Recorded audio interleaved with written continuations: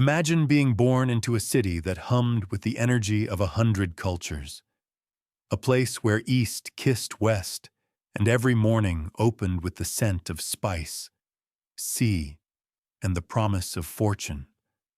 Such was Smyrna, now Izmir, in the early 1900s, a glittering port on the Aegean coast, where Greek merchants, Armenian artisans, Turkish officials, and European bankers jostled together in an improbable dance of commerce and diplomacy. It was into this colorful mosaic that Aristotle Socrates Onassis was born in 1906, into a Greek family already familiar with wealth, ambition, and risk. His father, Socrates Onassis, was a successful tobacco merchant who understood that in Smyrna, the key to power lay not in force but in finesse. Tobacco contracts whispered over coffee, shipments arranged behind shuttered doors, fortunes counted in silence. Aristotle was not raised in poverty. He dined from porcelain, listened to deals as they were forged, and understood from a young age that power wasn't loud. It was the murmur of influence. But Smyrna held a secret.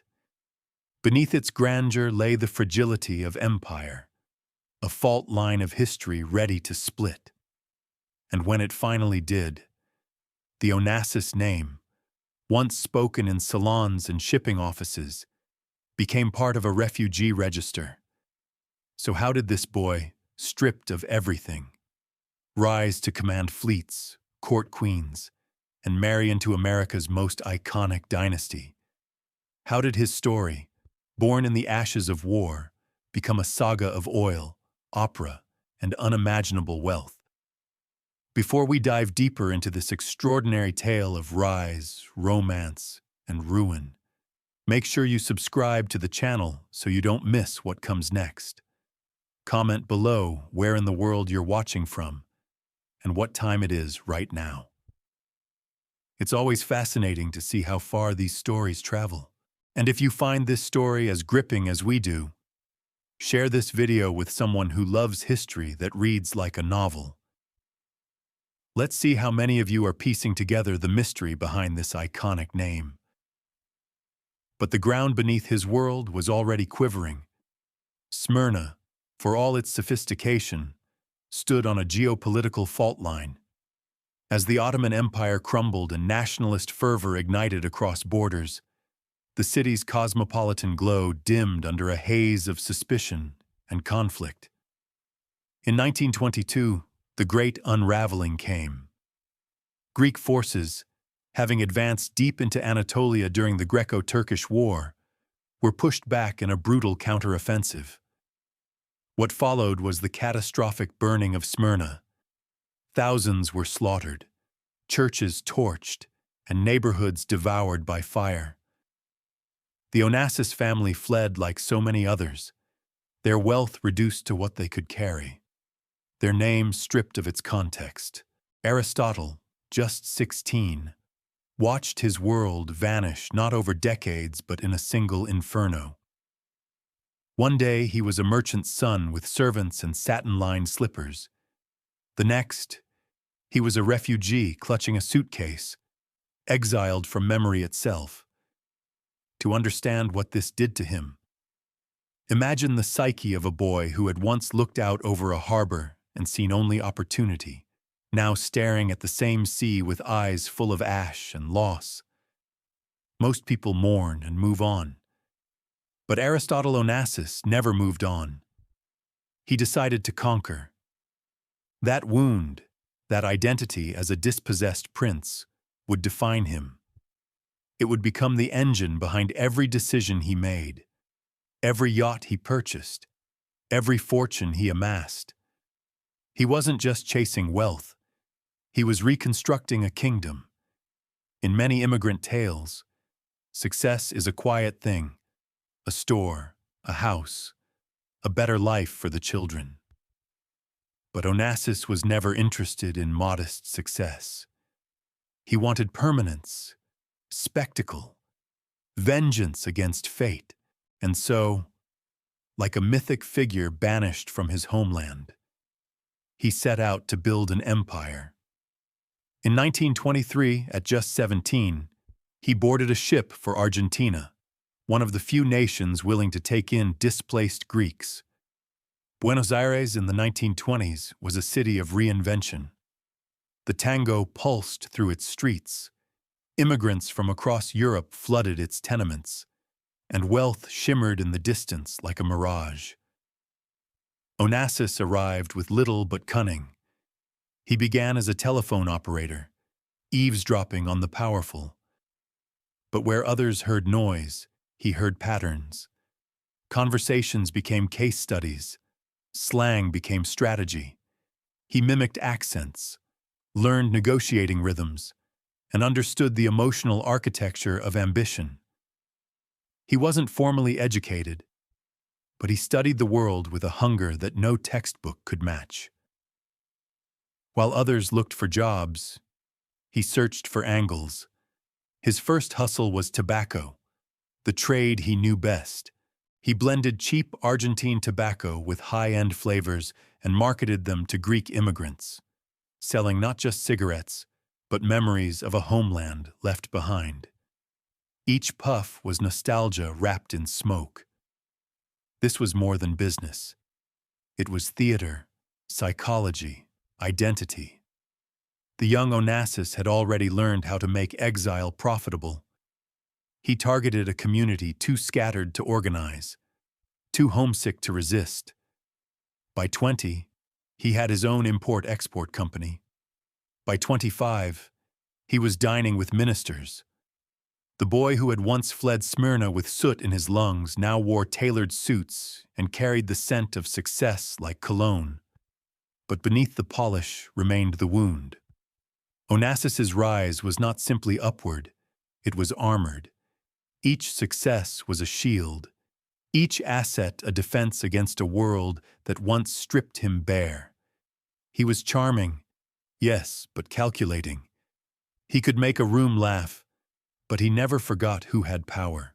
More than most, he understood that charisma is a currency, and he spent it wisely. He didn't just climb society, he infiltrated it. While aristocrats inherited influence, he manufactured it. While they dined in castles, he built floating palaces, and the ghost of Smyrna never left him. It whispered in his ear every time he boarded a ship or signed a contract, "Never be helpless again." Onassis's transformation from refugee to rising businessman was not a fairy tale. It was a chess match. He lost pieces but studied the board until every move bent to his will.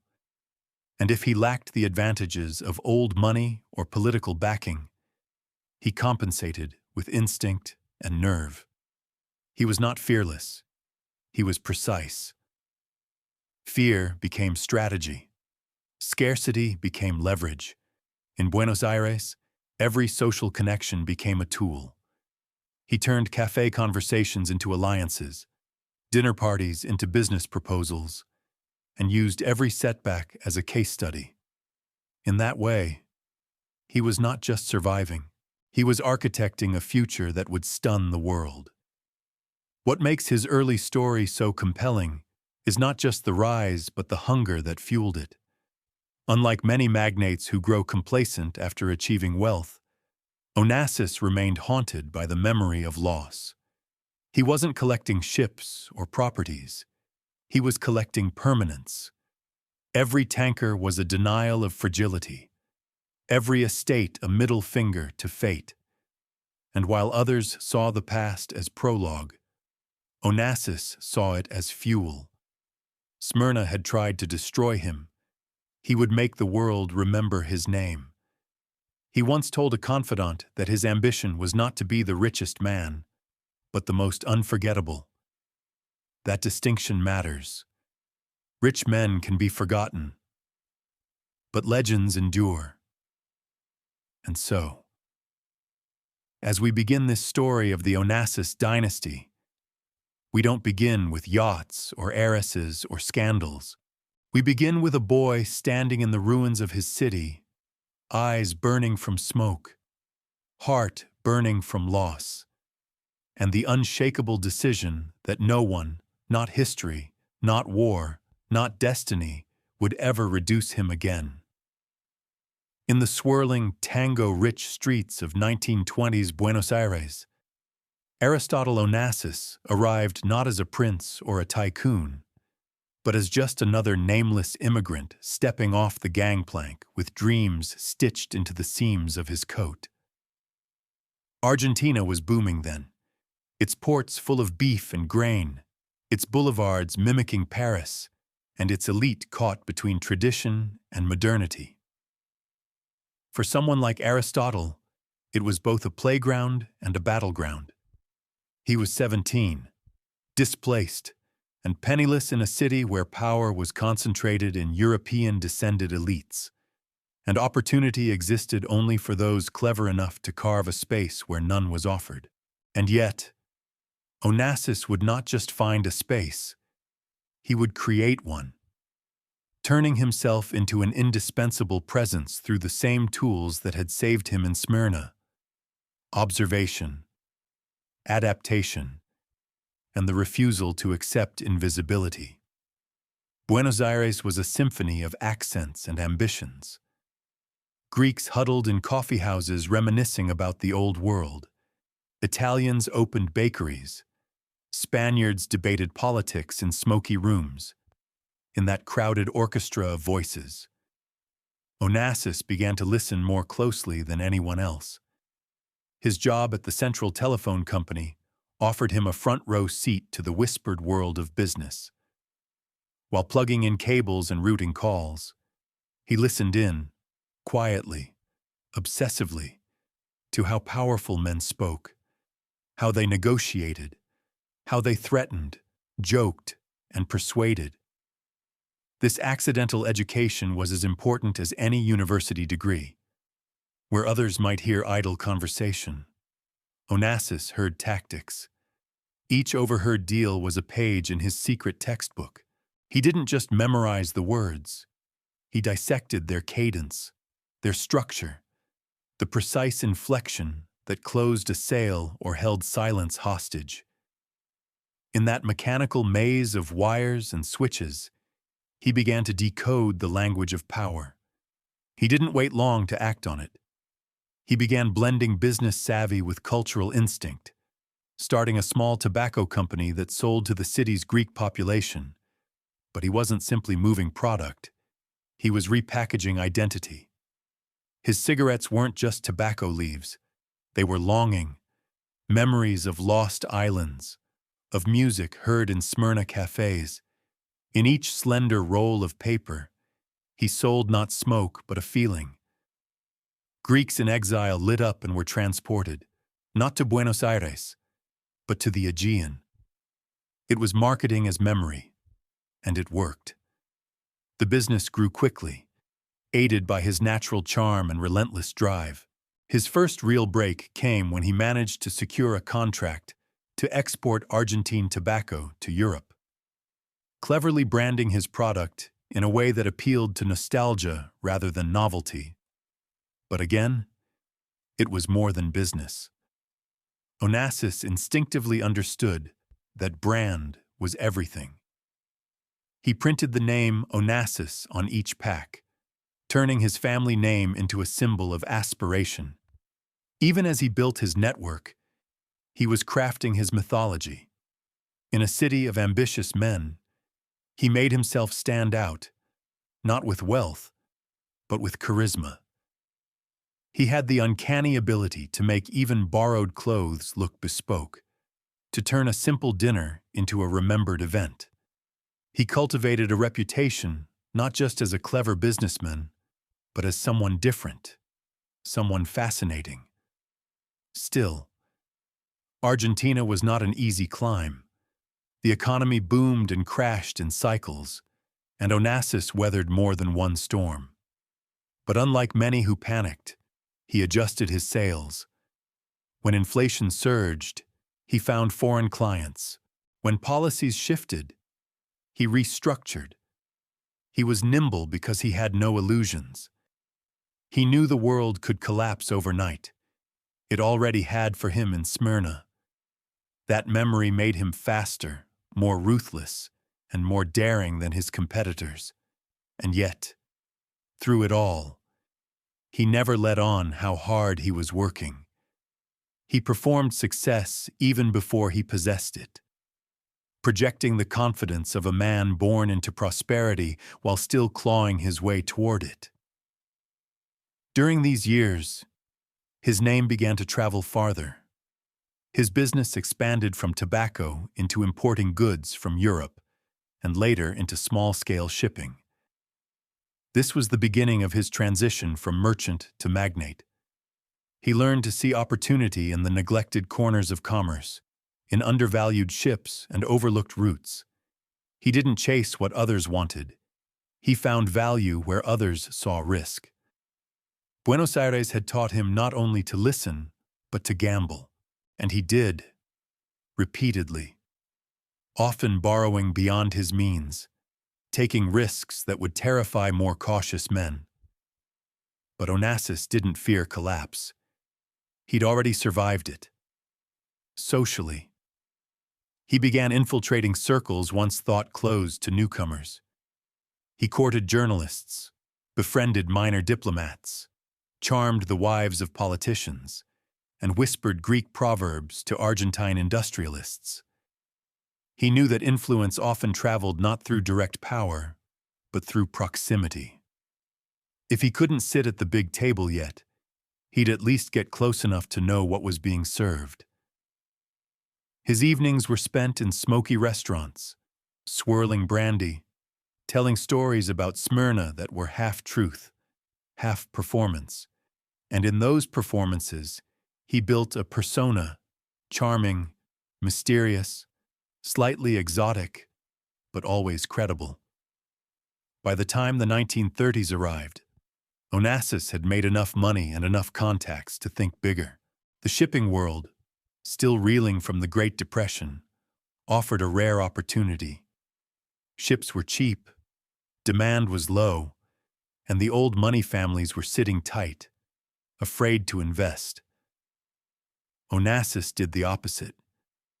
He began buying second-hand freighters, beat-up steel hulks that others considered worthless. To him, they were gold mines waiting to be scrubbed clean. The Buenos Aires tobacco king was now becoming something else. A man with a fleet, a vision, and a new battlefield. He had watched the tides long enough. Now, he was ready to sail into them. What's extraordinary about this phase of Onassis's life is that it defies the conventional immigrant narrative. He didn't assimilate. He subverted. He didn't climb a ladder. He built his own. Buenos Aires was not just a city of reinvention for him. It was a forge. It hardened his instincts, refined his flair, and taught him that charisma without strategy was just noise. Onassis was not noisy. He was surgical. He could read a room, flip a deal, and leave competitors wondering how they lost. And he did it all while maintaining the illusion that it came naturally. In many ways, these were the years when the myth of Aristotle Onassis was first written, not on the decks of yachts or in the headlines of society pages, but in the narrow streets of La Boca, in the humming telephone exchanges of the central city, in the backroom cafes where fortunes were discussed in whispers. He was still young, still building, still proving. But the core of what made him unforgettable was already there.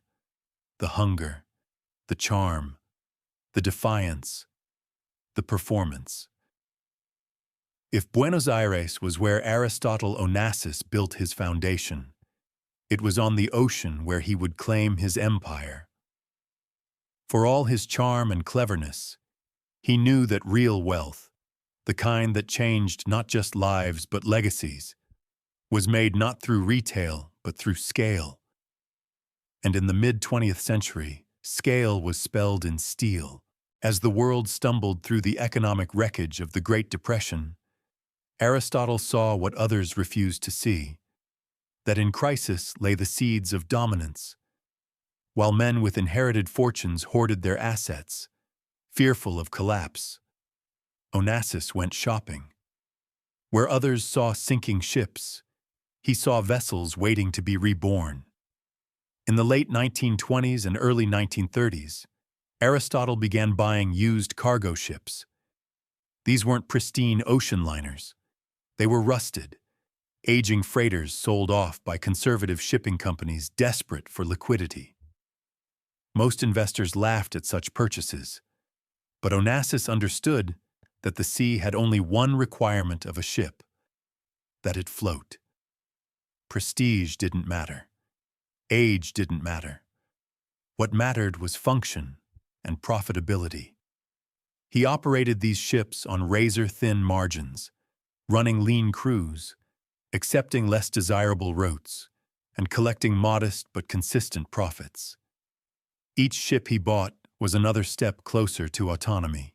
Each one gave him more leverage in negotiations, more visibility among competitors, and more revenue to reinvest. By the mid-1930s, he had expanded his fleet and moved his operations to New York, one of the key nerve centers of global trade.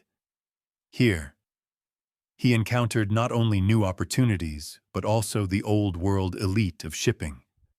Families whose names had been carved into maritime history for generations. These men considered Onassis an interloper, a flashy Greek outsider who played fast and loose with tradition. But Aristotle didn't seek their approval. He sought to outmaneuver them. His strategy was not refinement, but efficiency. While they relied on established routes and long-standing contracts, he pounced on gaps in supply chains, outbid competitors for cargo, and used every downturn as a purchasing spree. But the true genius of Onassis's rise lay in his understanding of the future.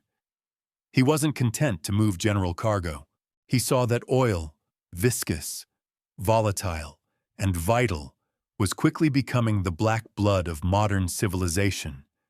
As cars, planes, factories, and militaries all grew dependent on petroleum, the need for oil transport skyrocketed. Pipelines were landlocked and costly. Rail had limits. The sea, infinite and unregulated, was the only answer. Aristotle saw this with stunning clarity, and so, while his rivals continued to invest in general freight ships, he went all in on oil tankers. At first, his tankers were modest, but he quickly pivoted to commissioning larger vessels, betting that increased size would drive down transport costs per barrel and give him leverage over oil producers. It was a high-risk move. Few ship owners dared to gamble on untested ship sizes, but Onassis had always preferred daring to safety, and this time, it paid off. As oil demand surged in the 1940s and 1950s, his fleet was perfectly positioned. The world needed to move oil, and Onassis owned the vessels that could do it cheaper, faster, and in greater quantities than anyone else. One of his most controversial but undeniably effective strategies was the use of flags of convenience. Maritime regulations in countries like the UK, the US, and Greece were rigid and expensive. Crewing requirements, tax burdens, and safety laws all chipped away at profits. Onassis bypassed them entirely. He registered his ships in Panama and later Liberia, nations with lenient shipping laws, minimal taxation, and almost non-existent oversight. It was legal, though widely criticized. Traditionalists called it unethical, a betrayal of national responsibility. But then, quietly, many of those same traditionalists began doing the same. Onassis had once again turned pragmatism into innovation. Beyond ships and logistics, Aristotle's greatest weapon was his understanding of power. He didn't simply negotiate with oil companies. He approached entire governments. In the early 1950s, he shocked the industry by signing a deal directly with Saudi Arabia for exclusive rights to transport their crude oil. It was a thunderbolt. The Seven Sisters, the major Western oil companies, were furious. They had controlled global petroleum for decades. Onassis, the immigrant magnate, had cut in line. Although the deal was eventually squashed under pressure from both corporate and geopolitical powers, it sent a message. Onassis wasn't just a businessman. He was a player on the global stage. He would talk to kings, not clerks. During and after World War II, his empire ballooned. The war devastated much of the global merchant fleet, and the post-war boom created a feverish demand for shipping. Onassis pounced, buying up surplus Liberty ships from the United States at bargain prices. These vessels, built en masse during the war to ferry troops and supplies, were easily converted to commercial use. While his competitors scrambled to rebuild, he was already expanding. His foresight allowed him to become one of the largest private fleet owners in the world, virtually overnight. To those watching from the outside, it seemed impossible. How had this man, this outsider, this former refugee, built a fleet that carried oil for entire continents? How had he outfoxed centuries-old shipping dynasties? The answer was simple and yet profound. Onassis did not follow the rules of those born into privilege. He rewrote them. He bet big when others hesitated. He learned faster, moved quicker, and took pride in making the improbable look inevitable. His empire wasn't built on chance. It was built on relentless observation, strategic timing, and unshakable nerve. And yet, his fleet was more than metal. Each ship was a symbol, not just of wealth, but of defiance. They were floating monuments to the boy who had once lost everything in the burning streets of Smyrna. Where others built monuments of marble, Onassis built his on the sea. They could move, adapt, survive. They were not anchored in tradition. They were vessels of will. By the time the 1950s gave way to the 60s, Aristotle Onassis had more than wealth. He had presence. His ships moved beneath every sky. Ports knew his name. Ministers took his calls. Rivals cursed his success, but studied his methods. He had not merely entered the world of shipping, he had transformed it. In boardrooms and ballrooms alike, the question was no longer who is Aristotle Onassis, but who can stop him. By the time Aristotle Onassis had forged an empire of ships and oil, his presence no longer needed introduction. Yet he understood something that many titans of industry ignored. Power is more potent when it is also irresistible. The steel of tankers could buy him fortune, but it was image, curated, performed, and weaponized, that would secure his place among the immortals of the 20th century. From Monte Carlo casinos to Parisian drawing rooms, Onassis didn't just walk into a room, he arrived. His very presence was calculated theater.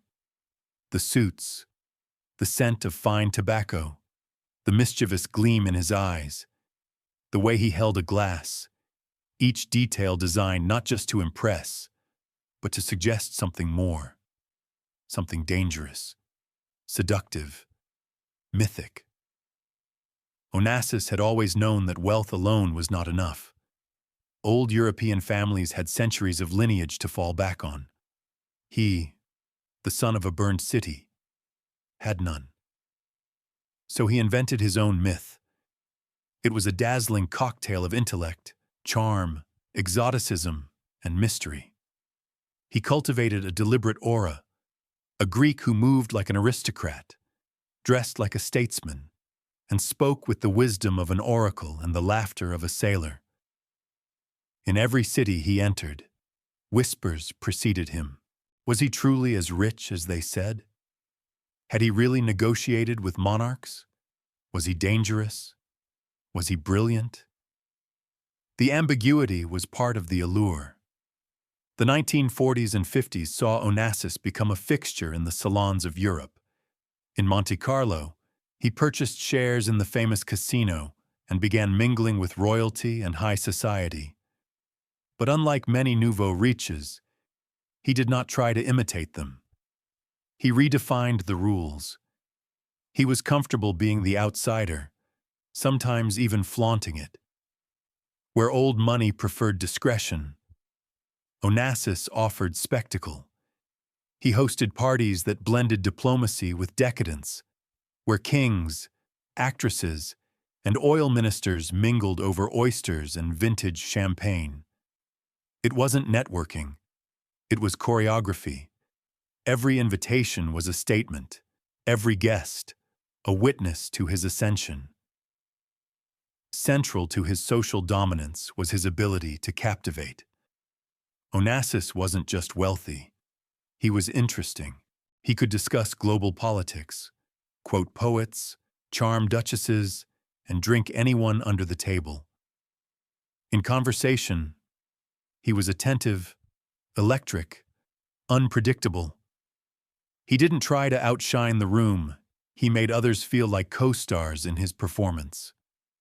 It was this quality, this magician's knack for making others feel special, that opened doors closed to men with far greater fortunes but lesser flair. Diplomats invited him to private dinners. Celebrities followed him across continents. Women adored him. Men admired him, envied him, feared him. One of his early tools of seduction, both personal and political, was the sea. Before the world-famous Christina O, Onassis had already begun using his yachts as floating salons. He realized early that business was more fruitful in motion. On the deck of a vessel, far from the clamor of offices and city obligations, people opened up. Deals were easier. Relationships deepened. And so, he took the game offshore. His yachts became extensions of his personality. Elegant, daring, hospitable, intoxicating. From the Adriatic to the Riviera, people began associating the sight of his ship with something more than commerce. It meant stories were about to be written. But the sea was only one stage. Land offered another. In Paris, in Rome, in London. He carefully curated his circle. He made friends with journalists, not by bribery, but by intimacy. He let them into his world just enough to keep them loyal. He learned their ambitions and flattered their egos. With them, he created a symbiotic relationship. He offered access. They offered narrative. His life became content before that word was fashionable. Gossip columns became extensions of his legend. He wasn't simply read about, he was mythologized in print. Of course, central to this myth were the women. Onassis didn't date. He conquered. His companions were never ordinary. Opera divas, Hollywood icons, European aristocrats. They followed him, not only for his money, but for the electricity he radiated. He was unapologetically masculine in an era that still revered such boldness. He didn't hide his affairs. He made them part of his narrative. Lovers came and went, each more spectacular than the last, until his name became synonymous with charm, scandal, and seduction. Yet, unlike many men of his station, he rarely humiliated his partners. He seduced with care, maintaining warmth even when passion faded.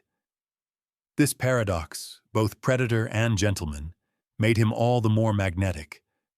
Still, it wasn't all theater. Onassis used charm for real leverage.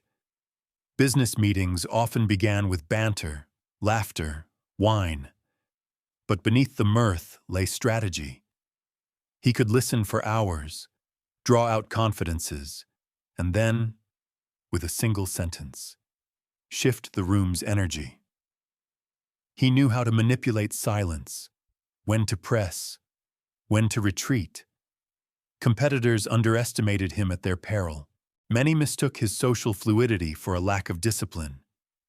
In truth, every smile, every anecdote, every delayed signature was part of a larger maneuver.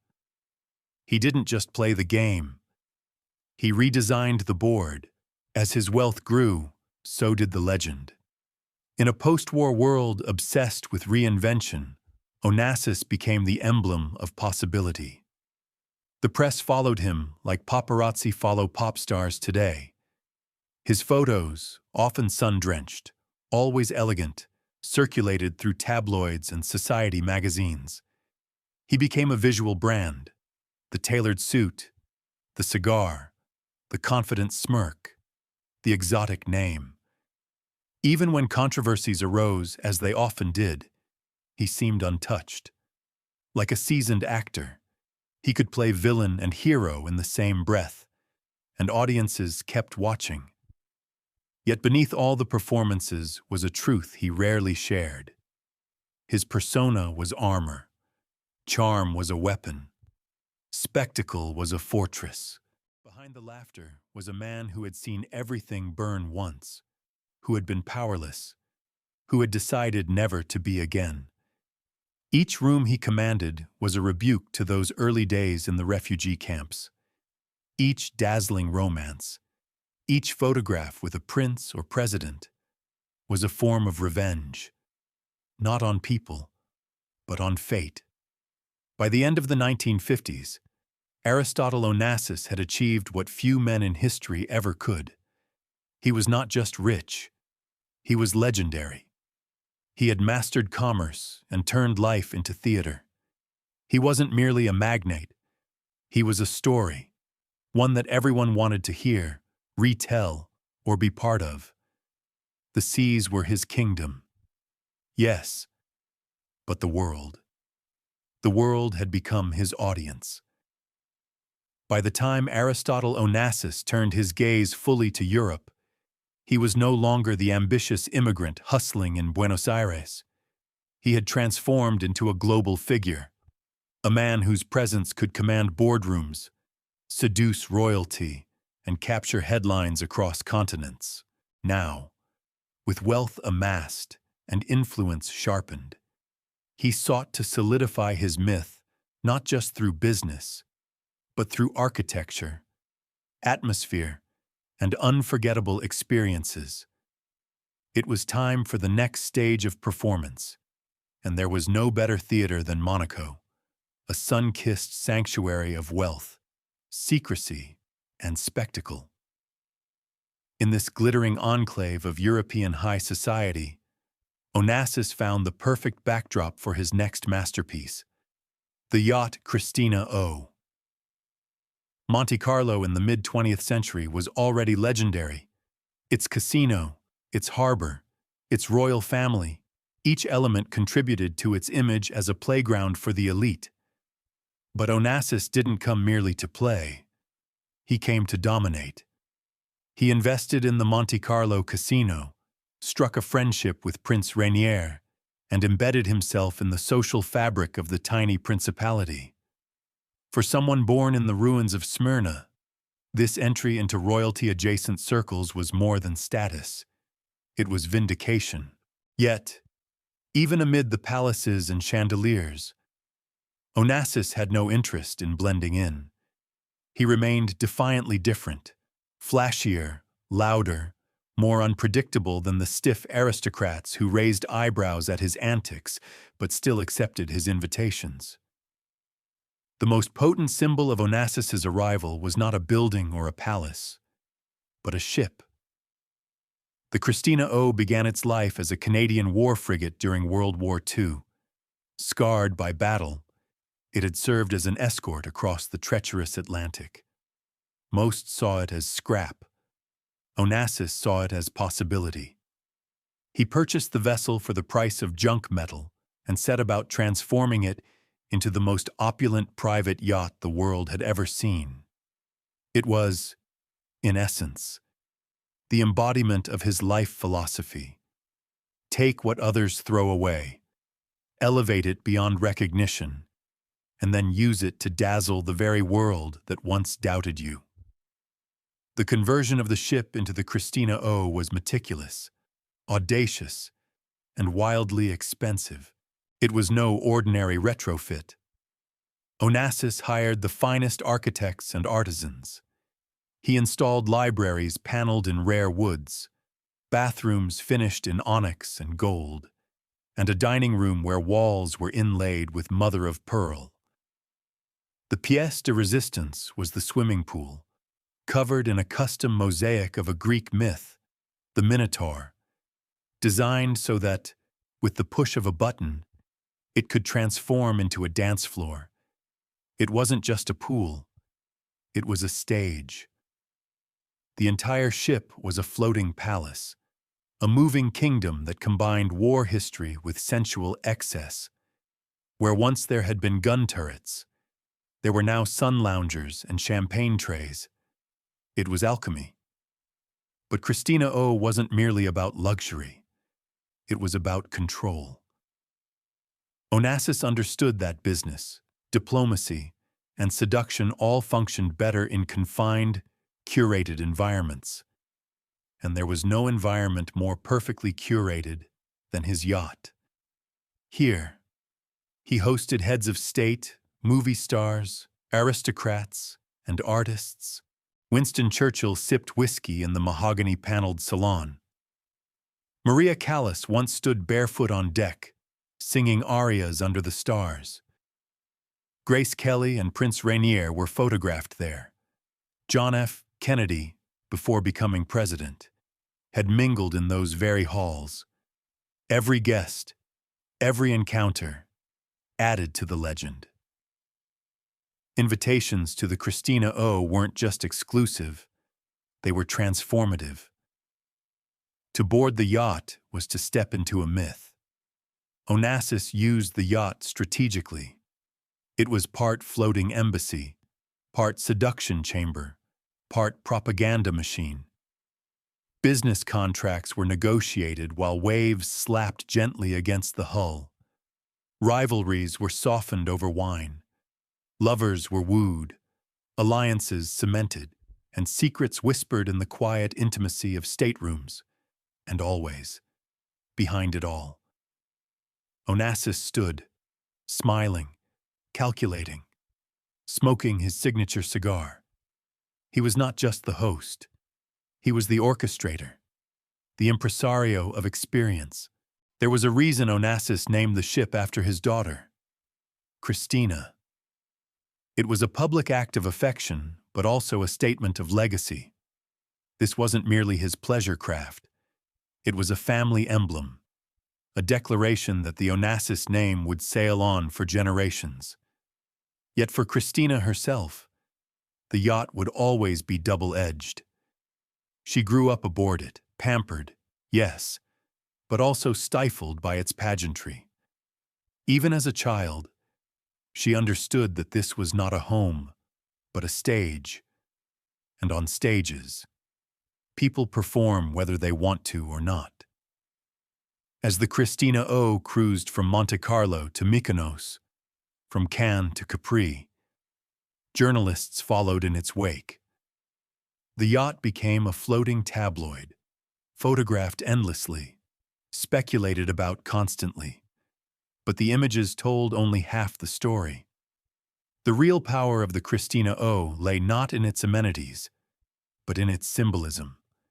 It was the final evolution of Onassis's self-creation, from a boy running barefoot through the ruins of a burned city, to the man who now summoned kings to dine aboard his personal ship. He had remade himself completely.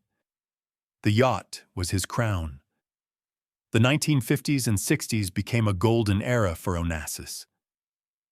With Christina O as his flagship, literally and metaphorically, he stood at the center of a social and political whirlwind. He was no longer just a magnate. He was a global icon. Newspapers chronicled his romances. Magazines dissected his business maneuvers. Gossip columnists speculated on his next move. He played into it when it served him and retreated when it didn't. But always, he maintained the upper hand. The Christina O, with its velvet chairs and polished brass, was more than a setting. It was his throne on the water, the place from which he ruled not just a fleet, but a narrative. Even in retrospect, the yacht remains one of the most enduring symbols of 20th century luxury. Others have owned larger ships, more expensive ones, more technologically advanced. But none have matched the Christina O for sheer cultural resonance. It was not just a yacht. It was a world. It still sails today, restored and rented by billionaires, hoping to touch a fragment of the Onassis aura. But the original magic is hard to recapture, because it wasn't just about the materials. It was about the man who walked its decks, who turned a discarded war relic into a palace and invited the world aboard, not just to be entertained, but to witness transformation in motion. For Onassis, the Christina O was his most perfect metaphor. Something once damaged, reborn as spectacle. It was the embodiment of his life, his myth, and his message. That what the world throws away, he could turn into legend. Long before Jackie Kennedy ever stepped onto the deck of the Christina O, another woman dominated Aristotle Onassis' heart and haunted his legacy. She was Maria Callas, the most celebrated opera singer of her era, a voice of haunting power and tragic longing, a woman whose very presence could hush a room. Their relationship was not born from convenience or calculation, but from something deeper, more primal. It was a union of mythic proportions. Two immigrants who had fought their way into the highest circles of global fame. Both hungry, both wounded, both larger than life. Together, they burned with a brilliance that lit up international society and eventually scorched them both. When Onassis and Callas met in 1957, their paths were already legendary. Maria, born in New York to Greek parents, had transformed herself from an overweight, awkward girl into a reigning goddess of the opera stage. Her voice, soaring, fierce, trembling with emotion, was considered one of the greatest ever heard. But it was not just her talent that made her unforgettable. It was her presence. She could silence a theater with a glance. She embodied drama, not just in arias, but in life itself. Onassis, for his part, was by then a titan, a man who hosted royalty on his yacht and counted presidents as acquaintances. When the two met at a party in Venice, sparks were immediate. To the outside world, it looked like a collision of planets. To them, it felt like destiny. Their first encounters were electric. Onassis was enchanted by Maria's ferocity, her refusal to be charmed by wealth alone. She was not easily impressed, not even by the world's most powerful man on the water. Callas had known suffering, betrayal, public adoration, and cruel scrutiny. She saw in Onassis not just a magnate, but a kindred spirit. For once, Aristotle was not in control, and he loved it. Their courtship was passionate, tempestuous, unapologetically public. Photographers caught them lounging on the Christina O, laughing in Monte Carlo, locked in heated whispers at soirees across Europe. But there was a complication. Maria was married. So was Onassis. Their affair exploded into scandal. The press followed their every move, splashing their romance across headlines, fueling gossip with photos, rumors, and half-truths. For the world, they were a spectacle. For each other, they were salvation and poison. Maria left her husband for Onassis, believing this was the great love of her life. She imagined marriage, a family, a new chapter. Onassis gave her everything, except the one thing she wanted most: commitment. Their relationship was riddled with contradictions. He adored her, but he also resented her independence. She depended on him emotionally, yet refused to be just another conquest. They were constantly orbiting each other, drawn together by an almost magnetic pull, yet crashing often, leaving emotional wreckage in their wake. Maria tolerated his affairs, but not without consequence. Her performances began to falter. Her health declined. Friends noted that the luminous fire that once defined her on stage seemed dimmer when Onassis was near, yet she could never walk away. And then came the betrayal that would break her heart. In 1968, Onassis, without warning Maria, married Jacqueline Kennedy. The widow of the slain American president had long been in his orbit, but few, least of all Maria, believed he would abandon her for Jackie. The wedding, held on Onassis's private island of Scorpios, was a global sensation. Maria was not invited. She learned of it like the rest of the world, in the newspapers. The woman who had surrendered her marriage, her reputation, and a piece of her soul for Onassis was cast aside with the efficiency of a business deal. She was devastated. Yet, their connection never entirely ended. Even after marrying Jackie, Onassis maintained a line to Maria. He called her. He visited her. There were whispers, never confirmed, that they remained lovers in secret. For Maria, these breadcrumbs were both torment and hope. She could not move on, and she never truly forgave him. Yet she never stopped loving him either. Her performances dwindled.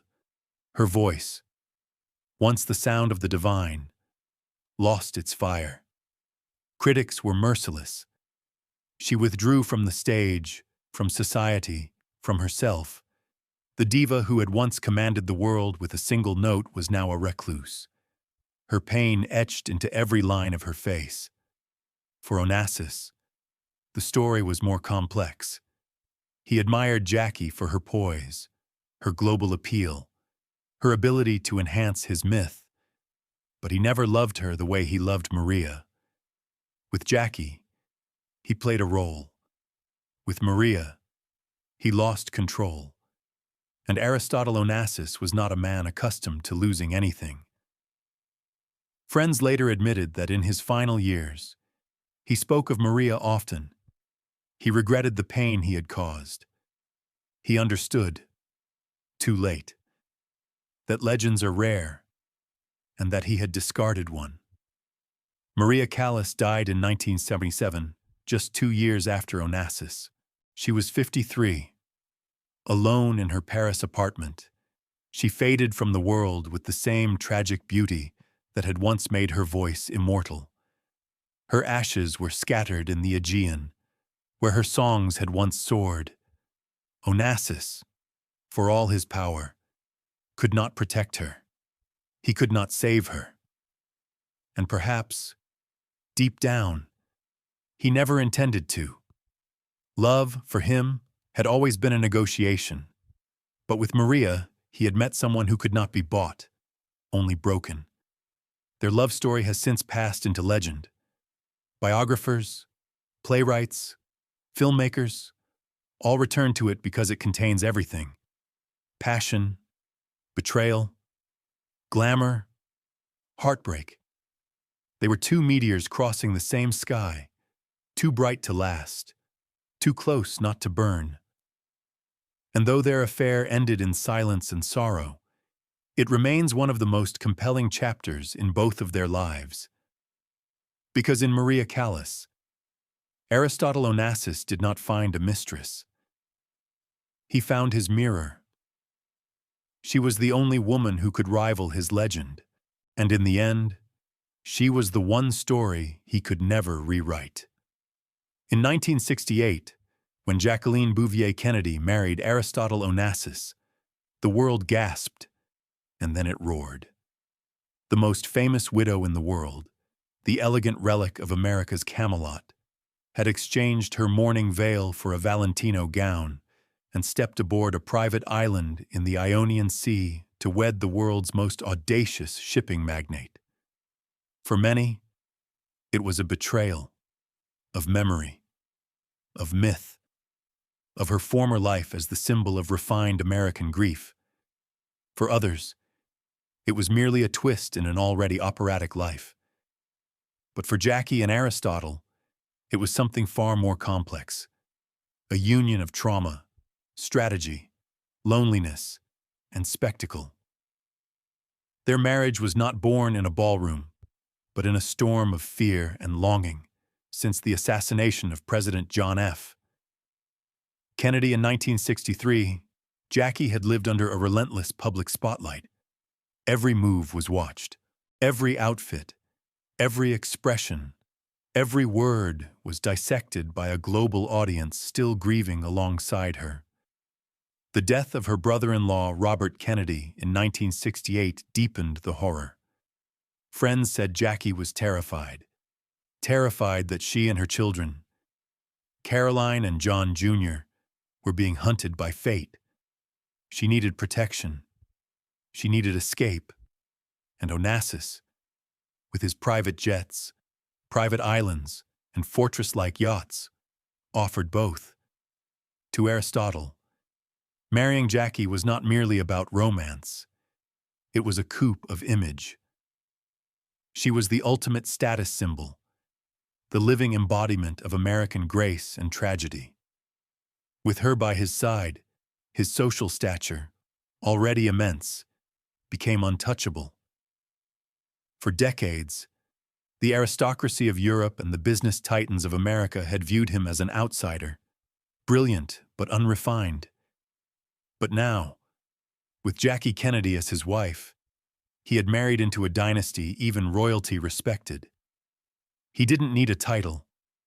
Jackie was his crown, yet their marriage, from the very beginning, was more alliance than idol.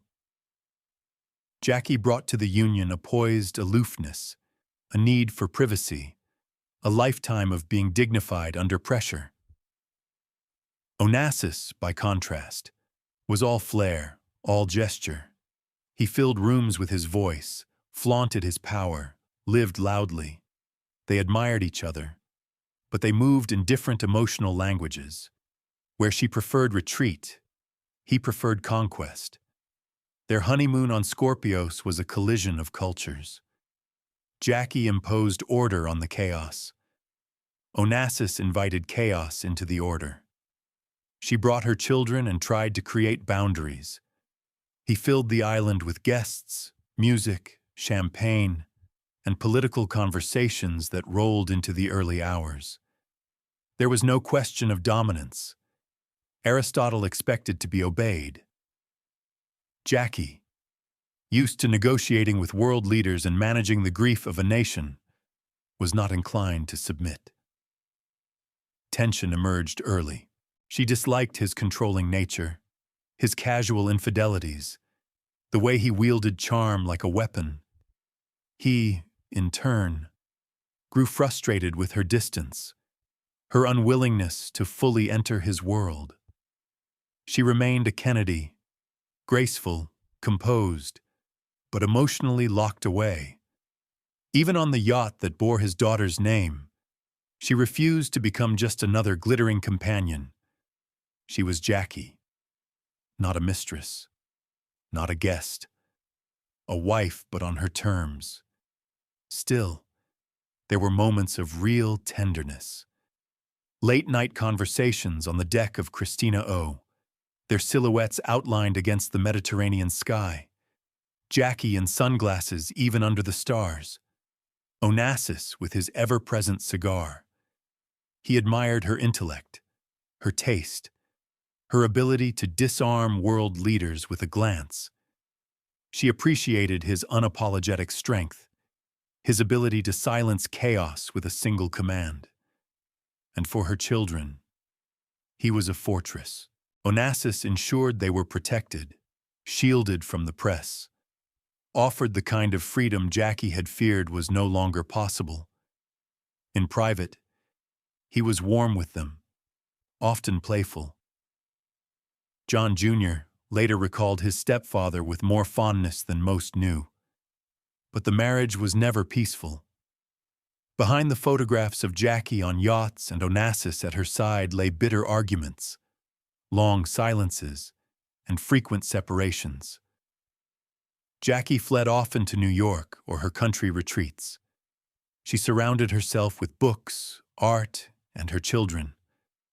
Onassis grew impatient, often returning to old habits, his business intrigues, his indulgences, and his one lingering emotional entanglement, Maria Callas. Though he was now married, his connection to Callas never vanished. There were rumors of continued meetings, secret letters, even ongoing affection. For Jackie, who had endured the public humiliation of JFK's affairs, this was familiar pain. Only this time, the entire world was watching and judging. Public reaction to the marriage was split along generational and national lines. Many Americans viewed it as betrayal. To them, Jackie had been sanctified by grief. To see her remarried, and to a brash foreign billionaire no less, was unthinkable. Headlines screamed, editorials condemned. Even some Kennedys distanced themselves. In Europe, however, the match was met with more curiosity than outrage. Here was the union of two global icons, both survivors, both reinvented. They were symbols, not people, and symbols, the world knew, were never simple. Financial tension added to their difficulties. Jackie negotiated her prenup with the same precision she brought to state dinners. She was determined not to be dependent, not to be manipulated. Onassis resented this. He was a man used to control, not negotiation. To him, money was leverage. To her, it was insulation. Their fights, when they came, were thunderous. But so too was their silence. Jackie often retreated behind a wall of elegance. Onassis responded with calculated distance. They loved each other, in their way, but they also wounded each other. When Alexander Onassis, Aristotle's only son, died in a tragic plane crash in 1973, the final wedge was driven between them. Aristotle was broken, consumed by grief. Jackie tried to comfort him, but he withdrew. Their marriage, already strained, all but collapsed emotionally. They remained legally married until his death in 1975, but they lived increasingly separate lives. When he died, Jackie did not immediately inherit the bulk of his empire. The Onassis family, particularly Christina, ensured her influence was minimal. Jackie, ever composed, walked away. She had played her role. She had survived. And yet, history would never forget them together. The image of Jackie Kennedy Onassis, wind in her hair, eyes behind sunglasses, seated beside the titan of the seas, remains burned into the public memory. Their marriage was not a love story in the conventional sense. It was a chess match, a contract, a shelter, a spectacle. But it was also a testament to two people who had been broken by the world and were trying, in their own flawed ways, to mend. In the end, Jackie and Aristotle were not meant to save each other. They were meant to reveal each other.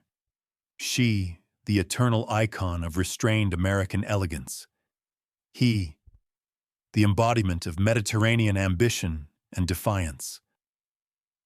Together, they were a mirror reflecting the complexity of fame, love, and the cost of being extraordinary. To understand Aristotle Onassis and Jackie Kennedy Onassis, one must look not only at their ships and photographs, but at the places they called home. Because for the Onassis family, a house was never just a house. It was a statement, a carefully selected stage on which legacy, power, and persona could be performed. And nowhere was this clearer than in the addresses they made their own. Grosvenor Square in London and Fifth Avenue in New York. One represented the old world of aristocratic entitlement and European social code. The other, the modern throne of American prestige, culture, and quiet resilience. In each space, Onassis and Jackie crafted not just comfort, but meaning. Grosvenor Square, located in the heart of London's Mayfair district, had long been the stomping ground of British nobility, diplomats, and industrialist families. To live there was to be seen, acknowledged, folded into the fabric of Britain's elite society. When Onassis purchased his townhouse there, he was not just buying property, he was buying presence. In a city that had often viewed him with a raised eyebrow and curled lip, he had installed himself among the very people who once dismissed him. The townhouse, with its neoclassical facade and discreet grandeur, became his foot in the door of aristocratic Europe. Inside, the residence was elegance carved in stone and light. The sweeping staircases, chandeliers, and frescoed ceilings spoke of restraint, tradition, and wealth that didn't need to shout. But when Onassis hosted gatherings there, restraint gave way to radiance. Champagne flowed. The guest list included royals, business titans, artists, and celebrities. And at the heart of it all stood Jackie, poised beneath crystal light, bringing a uniquely American mystique into rooms once reserved for dukes and duchesses. With her came an aura that even the most blue-blooded circles could not ignore. The woman who had once lived in the White House, now hosting guests in London with the same grace and cool command. Jackie's sister, Lee Radziwill, a princess by marriage and socialite by nature, was also a frequent presence. The sisters together created a magnetic force in London society. Lee brought European connections, a flair for fashion, and a rebellious spirit. Jackie brought elegance wrapped in tragedy, her smile a shield against a world that had taken everything. In Grosvenor Square, the two created a kind of American court in exile, half Kennedy, half Onassis, entirely compelling. It wasn't just about dinners and parties. It was about being seen, and more importantly, being remembered. For Onassis, this was strategic. Every guest list, every toast, every framed photo on the piano served a purpose. He wasn't simply entertaining. He was reinforcing his legitimacy. He was no longer just the shipping magnate from Greece. He was the man whose wife could summon a duchess or an ambassador with a phone call. The house was his embassy, his marble rebuttal to a world that once thought him unfit for polite society. Yet, there was an irony embedded in Grosvenor Square. For all its grandeur, it was never truly home. It was too curated, too ceremonial. It existed more for others than for its occupants. Onassis had built his empire on movement, on seas, in deals, in whispers. London, with its rules and hierarchies, remained foreign in spirit. Even Jackie, who appreciated its cultural richness, often treated it as a station rather than a destination. It was a symbol of power, but it lacked intimacy. That intimacy came across the Atlantic, in New York City, where Jackie owned a Fifth Avenue apartment overlooking Central Park. Unlike the theatricality of Grosvenor Square or the mythic opulence of Scorpios, this home was personal, quiet, and steeped in memory. After the death of JFK, Jackie sought refuge in the anonymity of Manhattan. Fifth Avenue gave her that. It was close enough to the city's elite, but offered the buffer of trees, museums, and seasons that changed without fanfare. It became the anchor for her children, Caroline and John Jr., the place where they found rhythm and routine in a life otherwise shaped by headlines. The apartment was elegant but never ostentatious. Jackie filled it with books, art, photographs, and soft colors. Friends described it as a sanctuary, curated, thoughtful, calm. It was a space she controlled fully, unlike the Christina O or Scorpios, which bore Onassis's signature excess.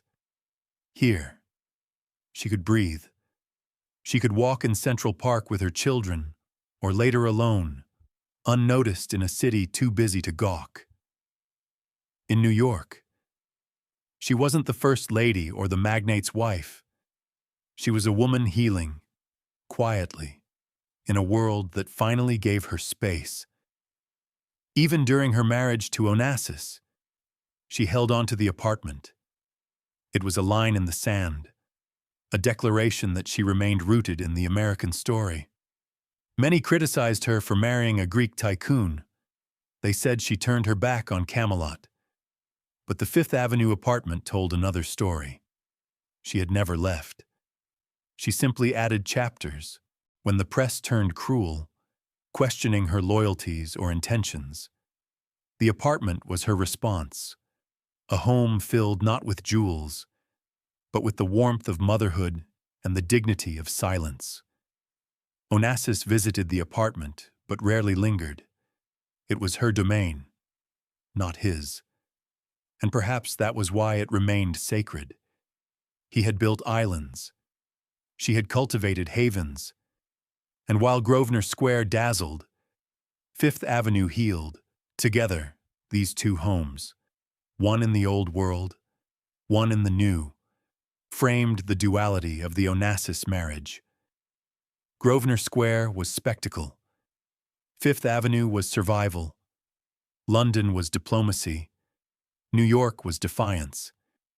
Each address echoed a different chapter in their story, a different way of commanding space and memory. And both revealed what mattered most to the two people who inhabited them. For Aristotle, legacy through grandeur. For Jackie, identity through refuge. After Onassis's death in 1975, Jackie returned more fully to New York. She retreated into her apartment, rebuilt her life, and eventually found work in publishing. She raised her children with fierce privacy and let the rest of the world talk. Grosvenor Square faded into history, another glittering room once conquered. But Fifth Avenue remained. It was the last stage she chose, and unlike the others, it needed no audience. In the end, these homes tell a quieter story than the tabloids ever did. They speak of people who, though endlessly photographed, were always searching for stillness. They remind us that even the most public lives are built in private spaces, and they show that behind the showmanship of wealth lies a deeper desire to belong, to retreat, to be seen not just as icons, but as human. In the Ionian Sea, off the western coast of Greece, lies an island that might have remained a footnote in geography, unmapped, unclaimed, and largely forgotten. That is, until Aristotle Onassis laid eyes on it.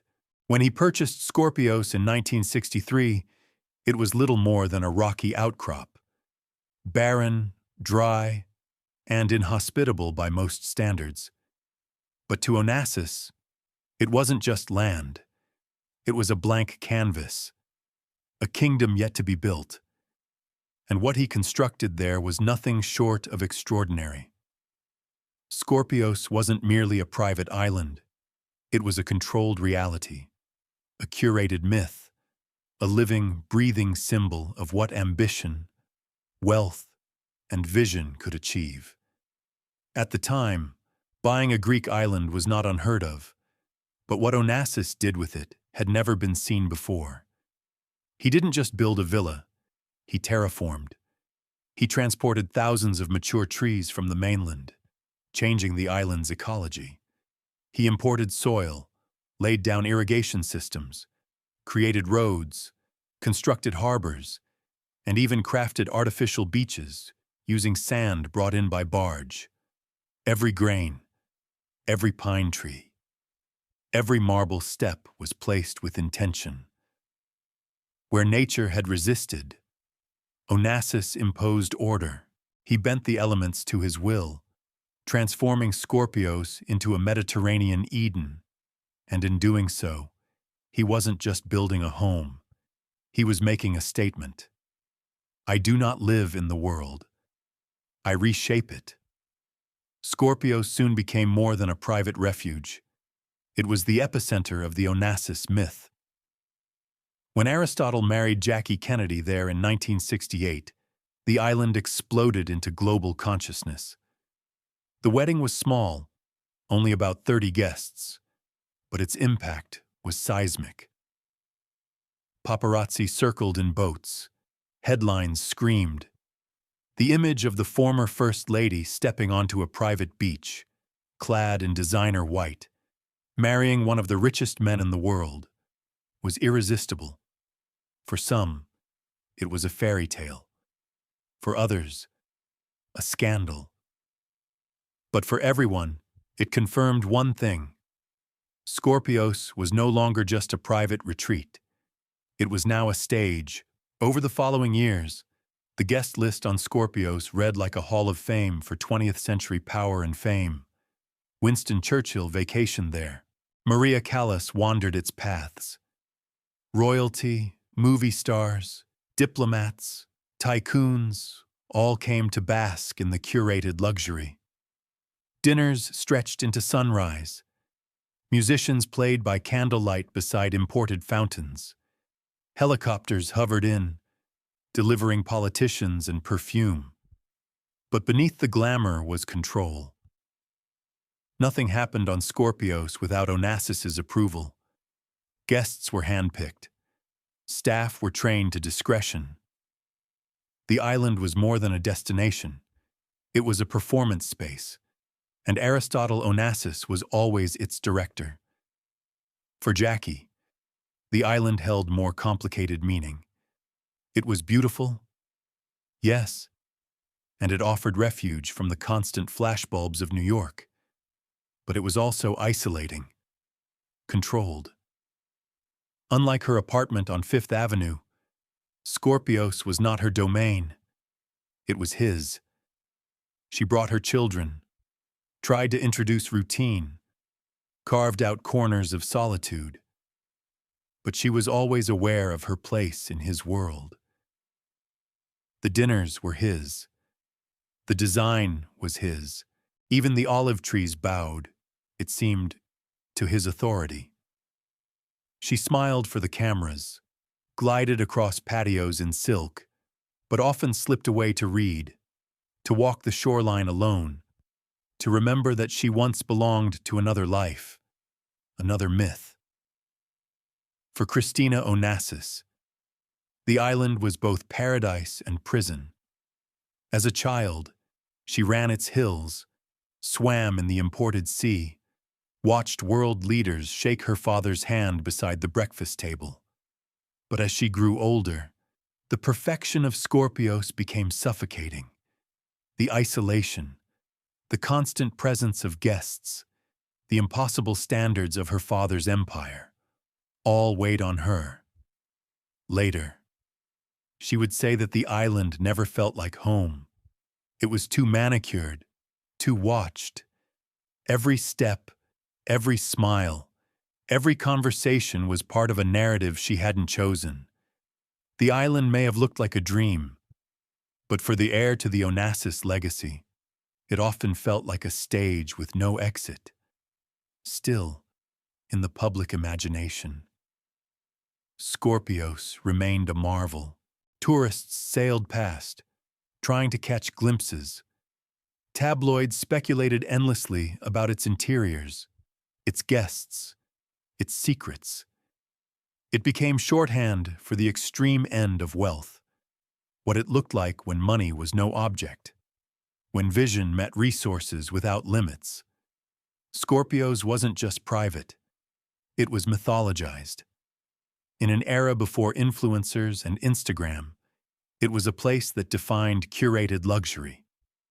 To be invited there was a social coronation. To live there, however briefly, was to step into legend. And yet, time has a way of reclaiming even the most carefully designed illusions. After Onassis died in 1975, the island passed to Christina. She visited, yes, but less frequently. The sparkle dimmed. The orchestra was gone. The parties grew quieter, then disappeared. By the 1980s, the island stood more often empty than full. Nature, persistent and patient, began to reclaim its corners. And when Christina died in 1988, her daughter Athena inherited the property, an inheritance she barely understood and ultimately did not want.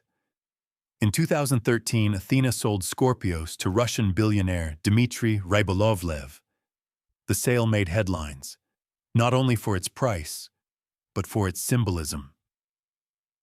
The island that had once represented the peak of post-war Mediterranean glamour now belonged to a new era of wealth.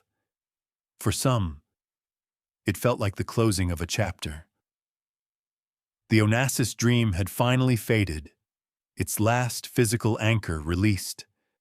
But even now, Scorpios remains synonymous with Aristotle Onassis. No matter who owns it, no matter what renovations or rebrandings take place, the ghost of its former master walks its beaches. Every tree planted at his whim, every mosaic step installed under his gaze, every corner designed for a moment that once shimmered with elegance and ambition, speaks his name. For the world, Scorpios is not just a place. It is a story carved into land and sea. And in that story, we see the clearest expression of who Aristotle Onassis was. A man who had once lost everything, who built an empire not just to restore what was lost, but to prove that nothing was beyond his reach. He turned rusted ships into floating palaces. He turned strangers into allies. And on one forgotten island, he turned rock and dust into legend. For all the glittering parties, the billion-dollar deals, and the myth-making triumphs, the story of Aristotle Onassis is one that would, in the end, collapse under the weight of personal tragedy, and no loss struck him harder, or more irrevocably, than the death of his only son, Alexander. It was the wound that no wealth could cauterize, the event that transformed a man who had once dared to negotiate with kings into a father broken by grief. Onassis, who had spent his life wrestling history into submission, finally faced a force he could not outwit: fate. Alexander Onassis was born in 1948, the child of Aristotle and his first wife, Tina Livanos. herself a member of one of Greece's most powerful shipping families. From birth, Alexander was burdened with expectations.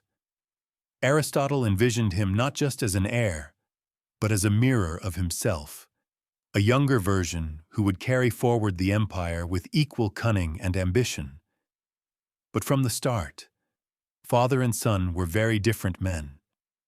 Where Aristotle was loud and theatrical, Alexander was reserved. Where the father saw business as war, the son sought meaning in quieter pursuits. What bound them was not temperament, but pressure. Alexander had no illusions about his position. He lived in a world of yachts and penthouses, bodyguards and private tutors, but he often felt out of place within it. The glittering orbit of his father's life, its relentless parties, its celebrity guests, its demands for perfection, offered little comfort. As a young man, he found solace not in boardrooms, but in cockpits. Aviation fascinated him. The freedom, the physics, the clarity of it. He became a skilled pilot and increasingly dreamed of carving out a life outside the corridors of shipping and scandal. But Aristotle had no intention of letting his son drift. He brought Alexander into the business, pushing him into roles he was reluctant to accept. The young man tried to meet his father's expectations, running Olympic aviation, a small airline Onassis established in Greece, and accompanying him on diplomatic and commercial missions. But behind closed doors, their relationship remained strained. Alexander struggled under his father's intensity, and Aristotle, used to command, had little patience for resistance. Friends of the family spoke of an emotional gulf, two men trying to find each other across the chasm of legacy. Then, on January 22, 1973, the unimaginable happened. Alexander, just 24 years old, was piloting a small aircraft at the Hellinikon airport in Athens when it crashed during takeoff. The crash wasn't spectacular in scale. The plane didn't burst into flames or plummet from the sky. It was a technical failure, sudden, brutal, and final. Alexander was severely injured and died in the hospital soon after.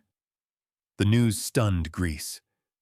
For the Onassis family, it detonated like a bomb. Aristotle Onassis arrived at the hospital within hours. The man who had stared down oil cartels, who had once maneuvered governments with a phone call, now stood helpless beside a bed. Witnesses recalled how he aged visibly in those moments. His posture bent, his voice cracked, his eyes lost. He refused to believe the doctors. He demanded second opinions. He whispered into his son's ear long after he had passed, as though sheer will might reverse death. But even for Onassis, this was a battle he could not win. The aftermath was devastation. Onassis immediately blamed Olympic aviation's mechanics and pilots, launching investigations and legal proceedings. He believed the crash had not been an accident, that it had been sabotage. Whether this was grief-fueled paranoia or a legitimate suspicion remains debated. But the search for a culprit became an obsession. He pursued lawsuits, interrogated staff, and even confronted government officials. But no explanation, no court ruling, no technical report could bring Alexander back. From that day forward, Aristotle was never the same. Business meetings still occurred. Guests were still entertained. But the sparkle had vanished. He began canceling appearances. He stopped attending parties. The Christina O, once a floating kingdom of laughter and clinking glasses, fell silent. In his offices, once bustling with plans and charts, Onassis would sit for hours, staring out at the sea without speaking. He had conquered the world, only to lose the one thing he could not replace. The death of Alexander also shattered the empire's future. Aristotle had always intended for his son to inherit it all, to refine it, expand it, redefine it in a new generation. With him gone, there was only Christina, who, despite her intelligence and loyalty, had never fully shared her father's appetite for empire. The patriarch, once so sure of his dynasty, now saw it trembling. His dreams, once anchored in ships, now drifted. For Christina, the loss of her brother was equally devastating. She adored Alexander. He had been her protector in a world filled with pressure and expectation. With him gone, she became the sole heir not just to a fortune, but to a collapsing legacy. Her father's grief alienated her further. She tried to step into the gap, to manage the business, to reassure him, but his gaze had changed. He no longer saw the future. He saw only ghosts. Even Jackie, with all her poise, could not reach him. The marriage, already fragile, all but dissolved emotionally after Alexander's death. Jackie returned more often to New York. The conversations grew shorter, the silences longer. Onassis had married her for comfort, for protection, for status. But in this moment of deepest grief, even she could not soothe him. He began to drift physically and emotionally. His health deteriorated rapidly. In 1975, just 2 years after Alexander's crash, Aristotle Onassis died in a Paris hospital. The official cause was respiratory failure, but those closest to him knew he had never recovered from losing his son. The empire he had spent a lifetime building would now pass to Christina. The man who had redefined wealth, who had danced with presidents and serenaded divas, left the world quietly, with no heir to bear his name forward. Alexander's death is more than a footnote in the Onassis saga. It is the fracture point, the moment when myth collided with mortality. In losing his son, Aristotle lost his sense of invincibility. The man who once commanded oceans found himself undone by a single flight, and the dynasty he had dreamed of, brick by glittering brick, began to unravel. Skorpios, his island, became a tomb. He buried Alexander there, beneath olive trees he had planted with his own hands. The boy who never wanted to inherit an empire became its final promise, lying in the soil of a world built for him, but never claimed. After the death of her brother and the eventual passing of her father, Christina Onassis stood alone atop a mountain of wealth and history. She was no longer just the daughter of Aristotle Onassis. She was the sole living torchbearer of the empire he had built. But instead of glory, she inherited a mausoleum of expectations, scars, and shadows. The legacy was massive, an estimated fortune of over $500 million, ownership of shipping fleets, luxury properties, and international attention. But none of it came with peace. Christina's story is not one of indulgence, it's one of weight. Of someone who had everything the world could offer, except the freedom to simply live. From childhood, Christina had known that her last name was both a blessing and a curse. She grew up between suites in Monte Carlo, summers on Scorpios, and a blur of governesses, tutors, and security details. Her mother, Tina Livanos, divorced Aristotle when Christina was young and later married Stavros Niarchos, Onassis's business rival. The emotional terrain of Christina's upbringing was therefore complicated, shaped by loyalty struggles, high society expectations, and a deep sense of displacement. While other children played on school fields, Christina's playgrounds were marbled salons and private decks, always under the watchful eye of staff and headlines. Despite her immense privilege, Christina was, by many accounts, introspective and sensitive. She read voraciously, kept journals, and often expressed skepticism toward the glamorous world around her. She adored her brother Alexander, and his death in 1973 devastated her. It was the moment her life's trajectory shifted irreversibly. With him gone, the burden of the Onassis legacy fell entirely on her shoulders. Her father, overcome with grief, became increasingly dependent on her presence and loyalty. She tried to comfort him, to step into roles she had never sought. But nothing could fill the void Alexander left behind. Not for her father, and certainly not for herself. When Aristotle died in 1975, Christina became the sole inheritor of his vast fortune. She was only 25 years old. It should have been a triumph. Youth, money, power. Instead, it was a suffocating inheritance. The empire was enormous and complex, filled with business interests across shipping, real estate, aviation, and finance. Christina, never one for boardrooms or financial intrigue, took on the management with stoic responsibility but little passion. She was capable, intelligent, and took the reins with determination. But she remained uncomfortable in the world her father had so masterfully navigated. For him, business was war. For her, it was obligation. Christina's personal life was no easier.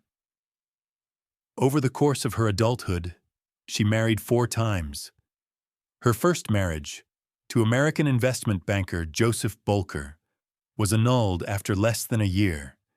He was twice her age, and the union was disapproved by her family. Her subsequent relationships, including marriages to shipping executive Sergei Kauzov and Frenchman Thierry Roussel, each ended in disillusionment. The tabloids feasted on these collapses, painting her as unstable, cursed, or incapable of happiness. But the truth was far more human. Christina longed for love, not headlines, not alliances, not dynastic mergers, but real, grounded, mutual love. And with every failed relationship, her sense of isolation deepened. By the time she gave birth to her daughter Athena in 1985, Christina's life had already grown heavier than most could imagine. Athena was her hope, her new beginning, her attempt to reimagine the Onassis legacy through a softer lens. But Christina's struggles didn't disappear. She battled depression, body image issues, and a complicated relationship with fame. The same photographers who had once idolized her father now stalked her, analyzing every change in her weight, every appearance, every vacation.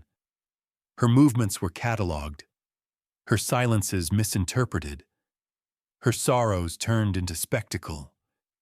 In interviews, Christina once said she would gladly trade all her wealth for one day of real happiness. It wasn't a throwaway line. It was the beating truth of her life. All the yachts, the estates, the diamonds, and the global headlines couldn't give her what she truly wanted: peace, love, and normalcy. The empire her father built, though paved with brilliance, was a lonely one. She was its queen, yes, but also its prisoner. And yet, despite her suffering, Christina maintained a deep sense of duty. She ensured that the Onassis Foundation continued its work, supporting medical research, cultural programs, and public welfare projects, particularly in Greece. She became a quiet philanthropist, one who believed her family's fortune could and should be used for more than just legacy polishing. Though she shunned public appearances, her behind-the-scenes decisions revealed a woman who wanted to do something meaningful with the inheritance she had never asked for. Tragically, Christina's life came to an end far too early. In November 1988, at just 37 years old, she was found dead in a bathtub at a friend's home in Buenos Aires. The official cause of death was pulmonary edema, though speculation quickly flooded the media. Was it an overdose? Was it related to her ongoing struggles with depression and medication? The truth was likely a combination of factors. She had lived under crushing emotional weight for too long. Her body, like her spirit, had simply given out. At her death, the world mourned, but also sensationalized. She was portrayed as the tragic heiress, the doomed daughter of a titan, the woman who had everything and yet nothing. But that image, while poetic, is incomplete. Christina Onassis was more than a victim of wealth. She was a woman who tried, again and again, to find her own path, who loved deeply, grieved endlessly, and remained human in a world that refused to see her as anything but a symbol. Her daughter Athena, only 3 years old when Christina died, became the sole heir to the Onassis fortune. But that's a story for another chapter.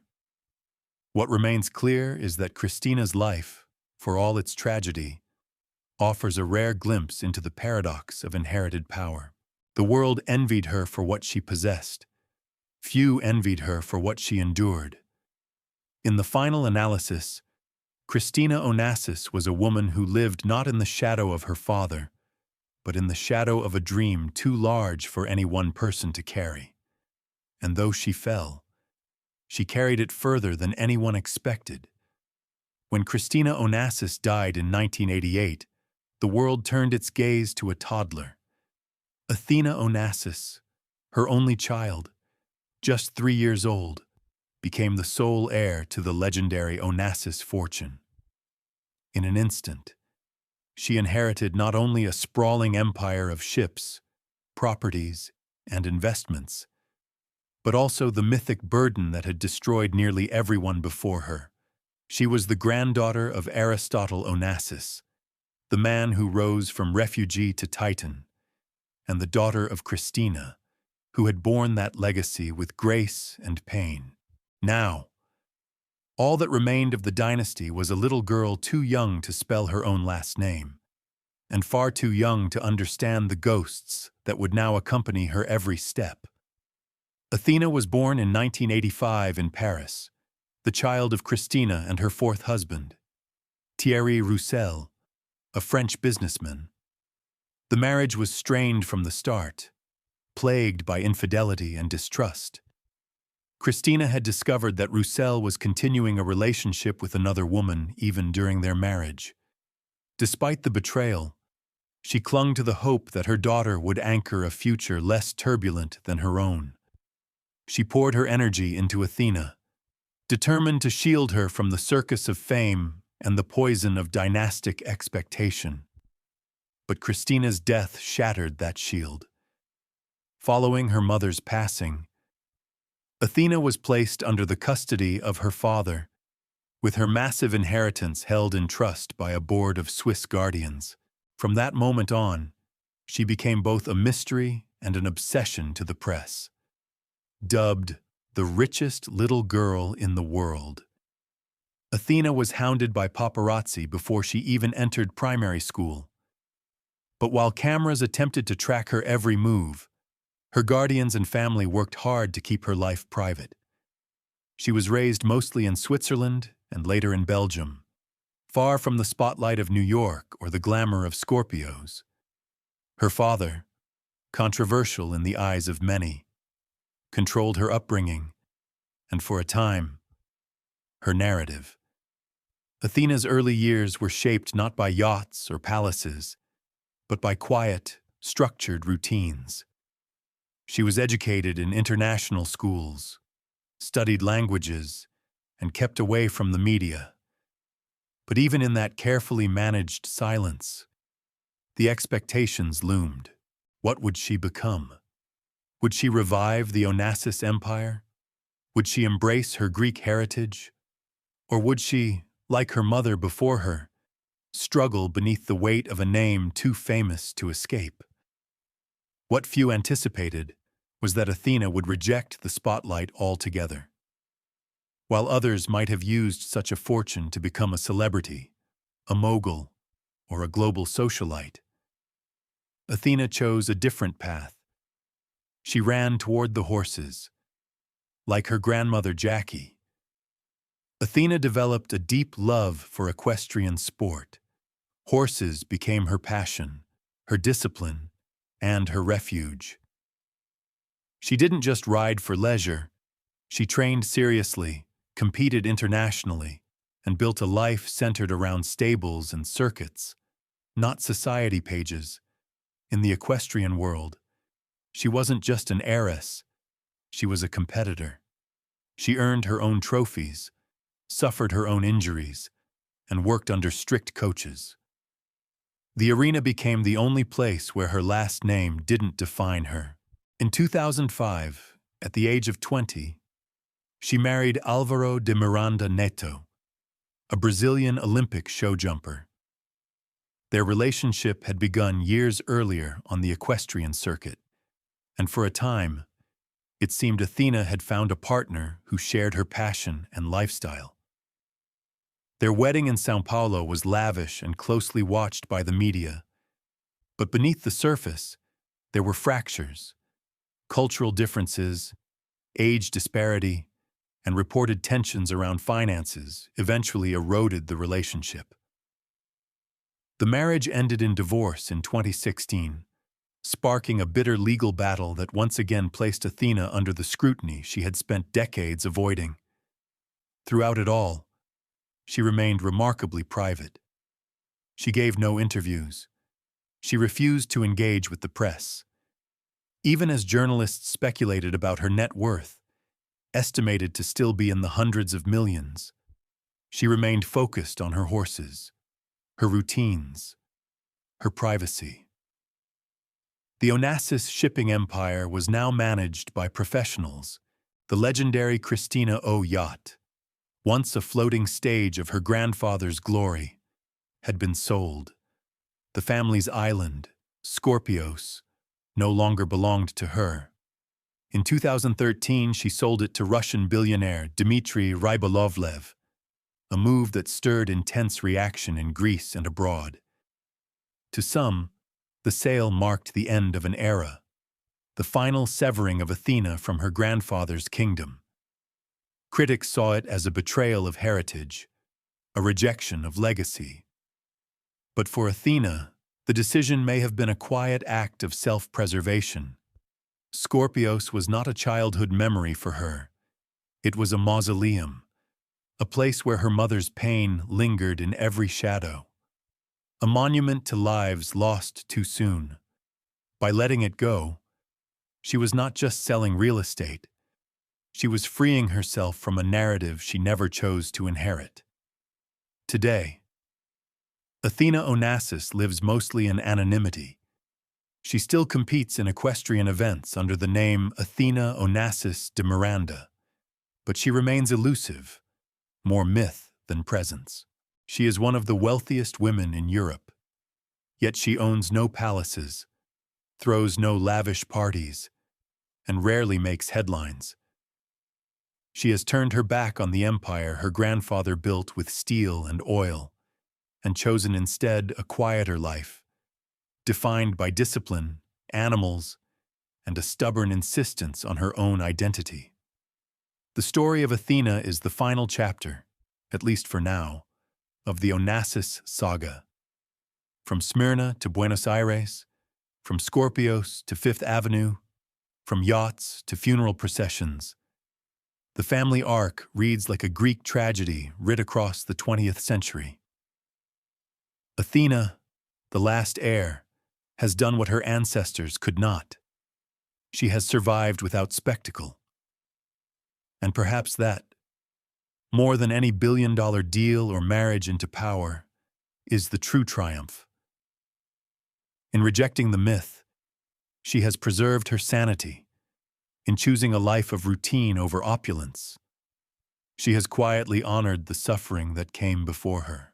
She carries the Onassis name not as a crown, but as a thread, still fragile, still luminous, still unwritten.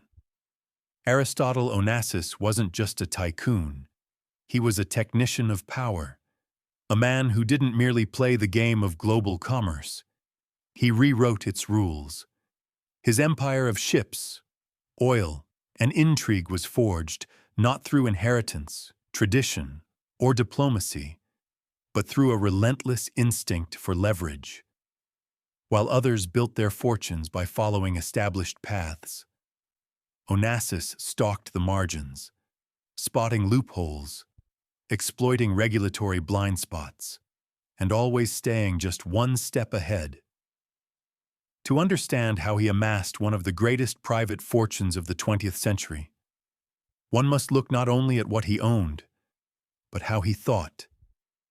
Onassis's foundational principle in business was simple, brutal, and brilliant. Control the bottleneck. In a globalizing world dependent on oil, grain, and manufactured goods, transport became the choke point.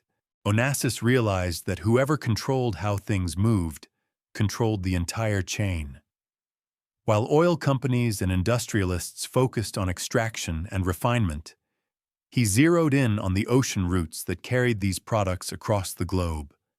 It wasn't glamorous, but it was essential. And where others saw logistics, he saw power. He made his first fortune in the shipping industry by doing what others would not. In the early 1930s, during the aftermath of the Great Depression, shipping companies were liquidating assets in a panic. Most investors fled. Onassis bought.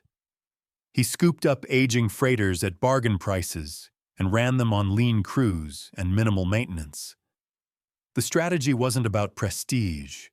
It was about volume and survival. Every cargo delivered, every port serviced, was a step toward autonomy. When the world feared risk, he fed on it. But Aristotle wasn't content with simply owning ships. He wanted to own the future. That future, by the late 1930s and early 40s, was liquid gold, oil. As oil became the lifeblood of modern civilization, fueling cars, powering cities, lubricating wars, Onassis made his boldest pivot yet.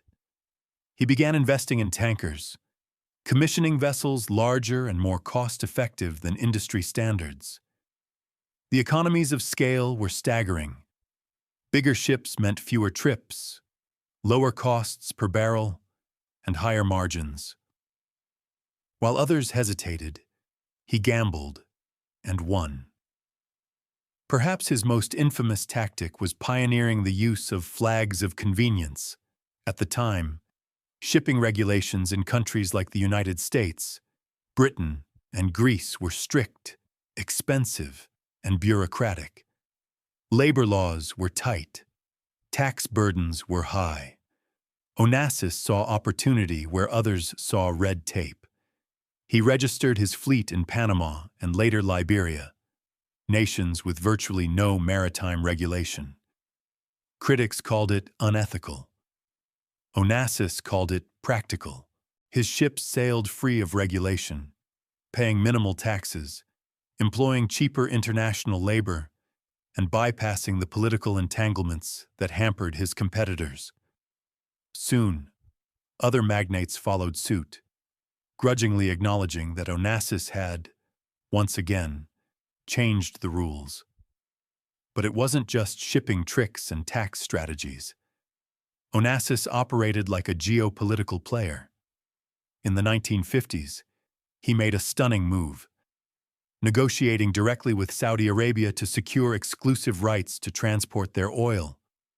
This deal threatened the grip of the Seven Sisters, the powerful Western oil companies that had controlled global petroleum markets for decades. The reaction was swift and fierce. Political pressure, legal action, and diplomatic interventions followed. Eventually, the deal was dismantled under enormous pressure from U.S. interests. But the message was clear. Onassis could not be ignored. He was not merely a shipper. He was a force of disruption. His timing was uncanny. After World War II, the U.S. sold off thousands of Liberty ships, surplus cargo vessels that had been built for the war effort. Onassis bought them en masse. Again, he acquired them at bargain prices, then converted many for commercial use. While traditional firms were still licking their wounds from wartime losses, he was already expanding into new markets, leveraging his fleet for post-war reconstruction contracts. In every economic downturn, he saw a market correction. In every crisis, he saw a clearance sale. But perhaps the most revealing aspect of Onassis's strategy was his understanding of image. He recognized early that business was not conducted solely in offices or on contracts, but in perception. To that end, he hosted politicians, oil ministers, and royalty aboard the Christina O, blurring the line between leisure and leverage. A deal struck over a glittering dinner on a moonlit deck had power far beyond ink and signature. In those environments, surrounded by luxury and flattered by hospitality, Onassis could seal deals others couldn't even start. His lifestyle was not just extravagance, it was strategy. He also understood people. Deals weren't just numbers. They were personalities, egos, insecurities. He adjusted his pitch depending on his audience. With Americans, he spoke the language of efficiency and free enterprise. With Europeans, he appealed to tradition and culture. With monarchs, he offered deference laced with suggestion. He knew when to flatter, when to challenge, and when to walk away.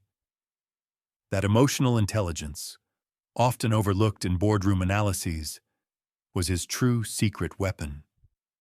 Despite his genius, Onassis was never free from conflict. He was constantly under scrutiny. Lawsuits, antitrust investigations, and political attacks dogged him throughout his career. He was often portrayed as ruthless, unethical, and opportunistic. But even his critics admitted one thing: he was never boring. His moves were bold, his battles public, and his strategies disruptive. He forced industries to evolve, sometimes dragging them into the future against their will. Onassis thrived on friction. He welcomed the storm. Like a sailor who laughs at rough seas, he understood that pressure revealed opportunity.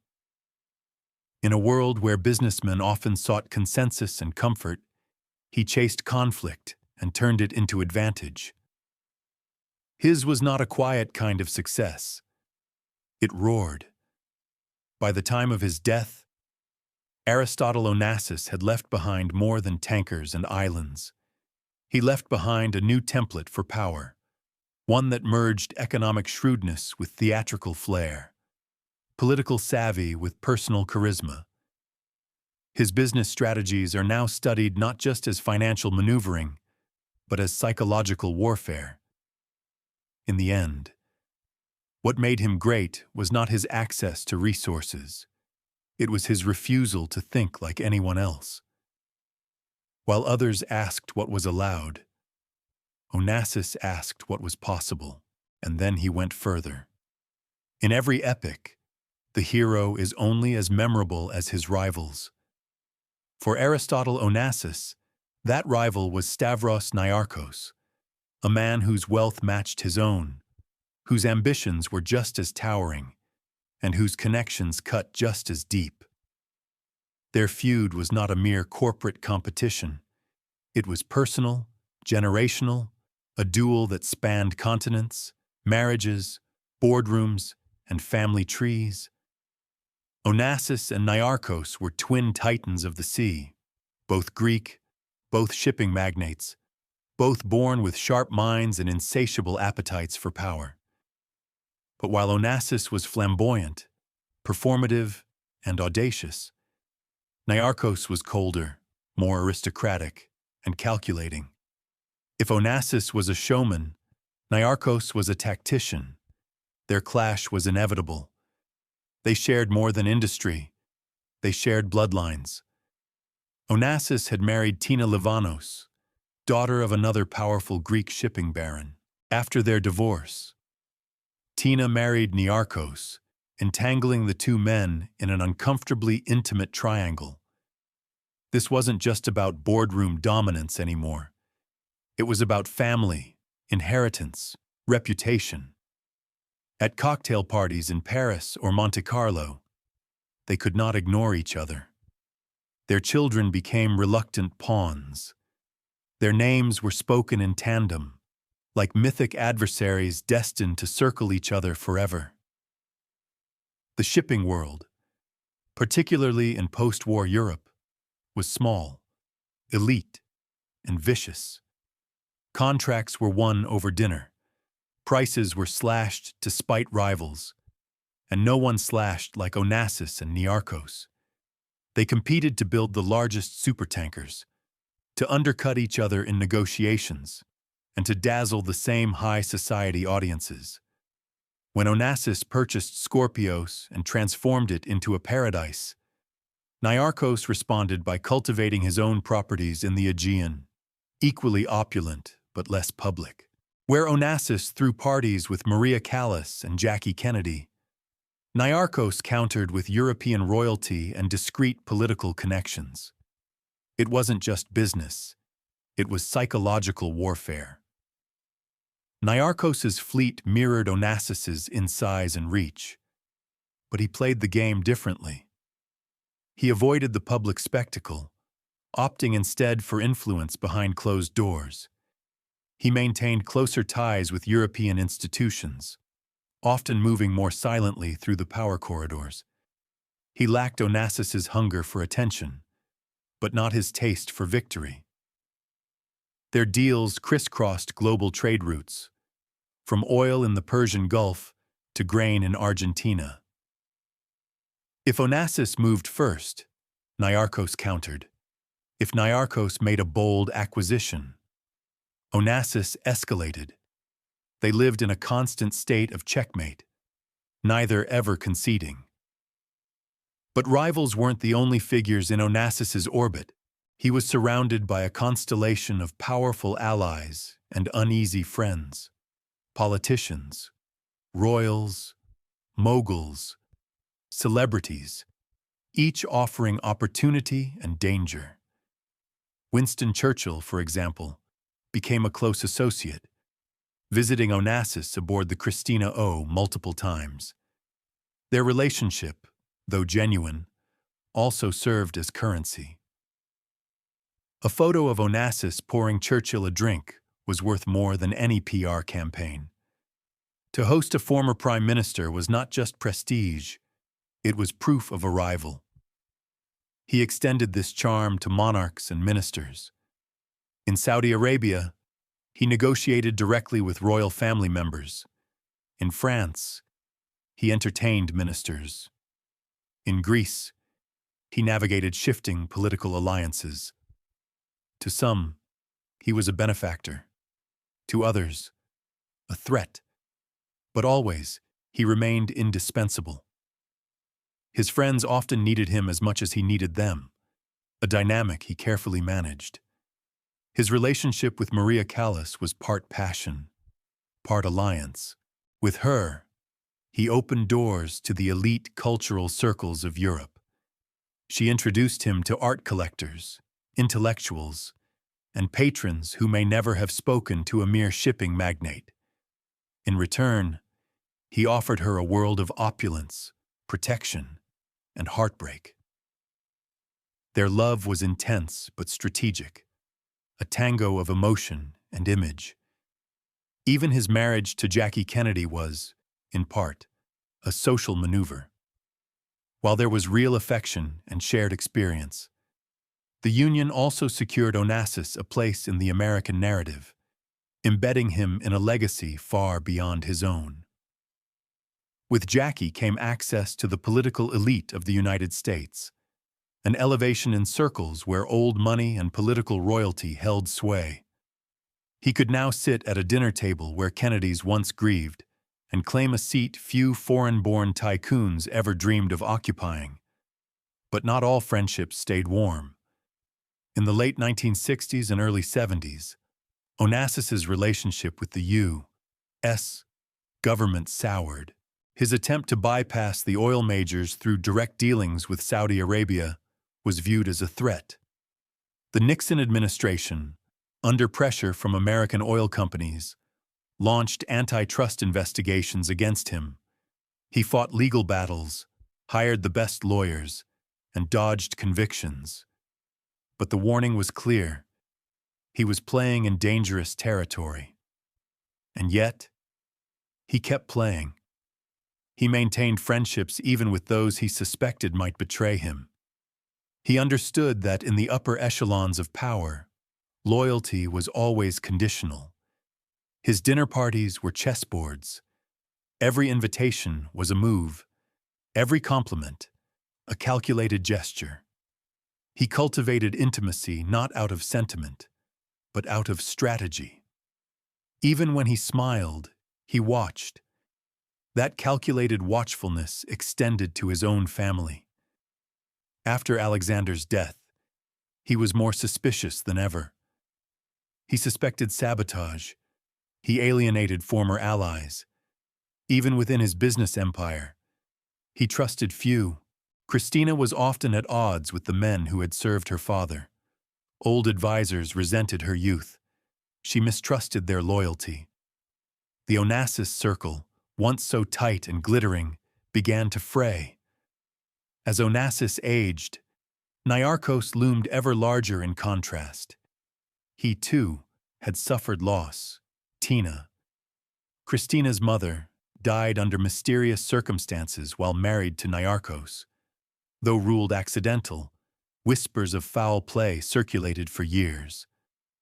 Christina reportedly never forgave him. The feud, once between patriarchs, had become intergenerational. After Aristotle's death in 1975, Niarchos's empire outlasted his rivals. His businesses continued. His family remained intact. In the cruel arithmetic of dynastic legacy, Niarchos outmaneuvered Onassis in the long run. But while Niarchos had continuity, Onassis had legend. The world remembers the name Onassis not just for the ships, but for the spectacle, the audacity, the unforgettable drama. Their rivalry shaped industries, influenced global trade, and colored the perception of wealth in the 20th century. It was not just a matter of money, it was a matter of myth. And in that myth, Onassis remains unmatched, not because he had no equals, but because he burned brighter, faster, and with a defiance that made even his enemies, in time, admire him. In a century where newspapers built myths and destroyed reputations in the same breath, few families were consumed by the press quite like the Onassises. From the moment Aristotle Onassis entered international high society, the camera lens became both his ally and his jailer. He understood publicity. Indeed, he manipulated it masterfully, but he also suffered its consequences.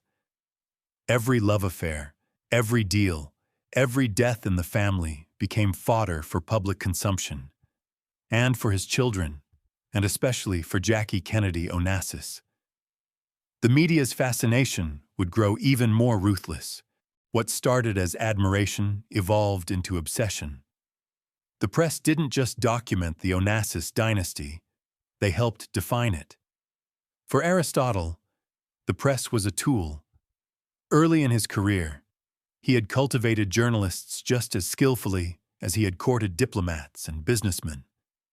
He leaked favorable stories, posed for photographs with just the right backdrop, standing beside world leaders, relaxing on the Christina O, exchanging laughter with Hollywood legends.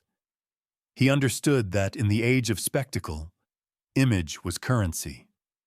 Each magazine spread was a business maneuver. Each gossip item planted about his yacht parties extended the aura of mystique around his empire. Onassis didn't need advertisements. He had a lure. And yet, as the press evolved into a more invasive, more aggressive force, even he began to feel its sharp edge. The coverage of his affair with Maria Callas, for instance, quickly shifted from admiration to scandal. In the late 1950s and early 1960s, the opera singer and the shipping magnate were Europe's most talked-about couple. When they sailed together, it was front-page news. When they argued, often publicly, it was better than fiction. The tabloids devoured their passion and their pain. And when Onassis left Callas to marry Jackie Kennedy in 1968, the scandal exploded. Photographers lined the shores of Scorpios. Headlines around the globe painted the marriage as betrayal, spectacle, or both. For Jackie, the intrusion was overwhelming. She had already endured a level of press attention unknown to most. As First Lady of the United States, she had been the face of an American fairy tale, young, elegant, and poised beside a charismatic president. When John F. Kennedy was assassinated in 1963, Jackie became the nation's grieving widow. Her image in a blood-stained pink suit was burned into collective memory. And after that tragedy, she withdrew. She moved to New York, seeking anonymity, refuge for her children, and space to breathe. But the press refused to let go. They followed her through Central Park, photographed her through apartment windows, chased her in Paris. Even as she tried to disappear, her face remained on every magazine cover in the Western world. Marrying Aristotle Onassis was meant to give her a fortress. He offered her security, privacy, and protection, at least in theory. But the reality was different.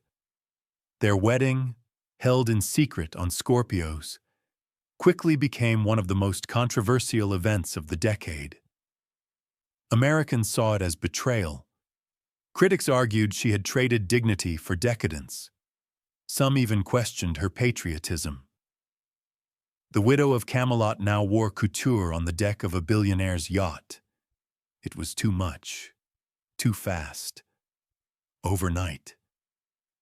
Jackie transformed from a symbol of grace to a subject of scandal.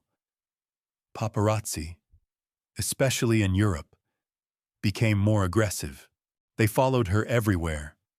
On horseback in New Jersey, shopping in Manhattan, sailing in the Aegean. Photographers rented boats to circle Scorpios, hoping for a glimpse of Jackie in a swimsuit, or of Aristotle smoking his signature cigar. Onassis, who had once used the press so skillfully, now found himself at war with it.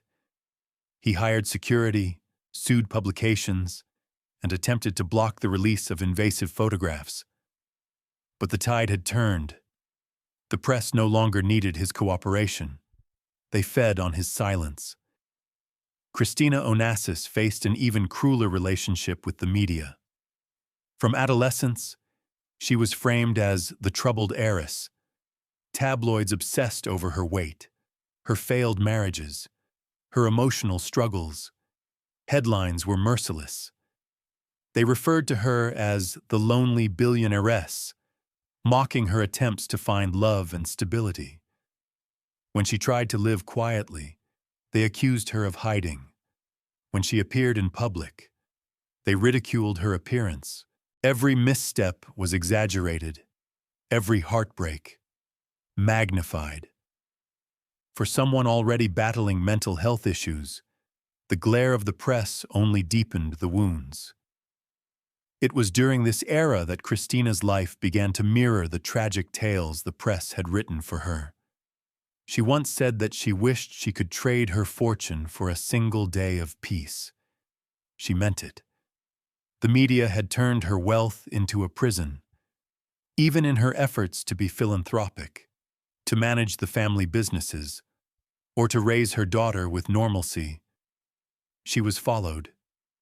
She lived with guards, behind high gates, in cities where no one knew her real story. And yet, the headlines persisted. Athena Onassis, Christina's daughter, inherited not just money but mythology. From infancy, she was dubbed the last Onassis, the princess of shipping, the richest girl in the world. Photographers camped outside her schools. Journalists bribed former nannies. As she matured, Athena chose silence. Unlike her mother and grandparents, she rarely appeared in public. She gave no interviews. She lived in Switzerland, competed in horse shows, and refused to speak about her legacy. She sold Scorpios quietly, declined to revive the Onassis shipping empire, and built a life centered not on yachts, but on stables. In doing so, she became the first of her line to escape the orbit of the press. Yet the mythology persisted. The Onassis name remained irresistible. Documentaries, articles, books, and fictionalized dramas continued to retell their saga. The headlines may have faded, but the narrative endures.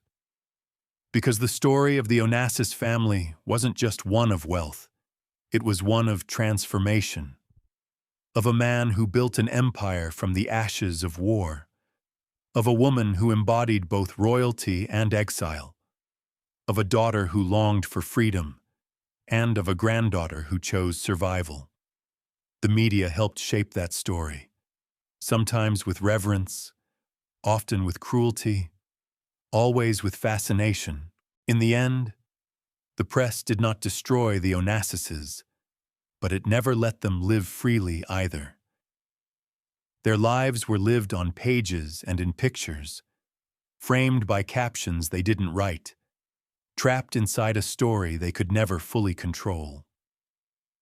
Long after the ships were sold, the tankers retired, and the headlines faded, what remained of the Onassis dynasty could be found not only in bank accounts or legal trusts, but in the tangible footprints they left on the world.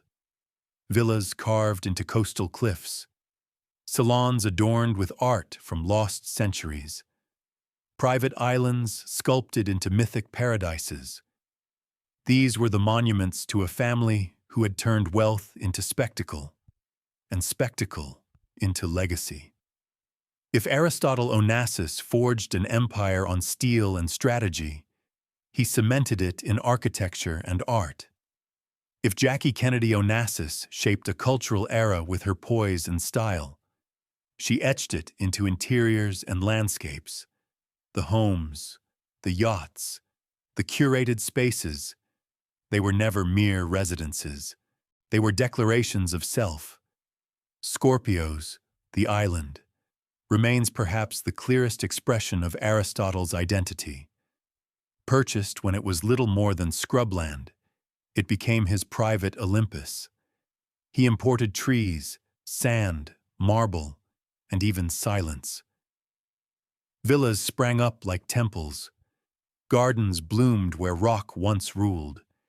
Every detail was overseen by Onassis himself, down to the way the sea met the imported beaches.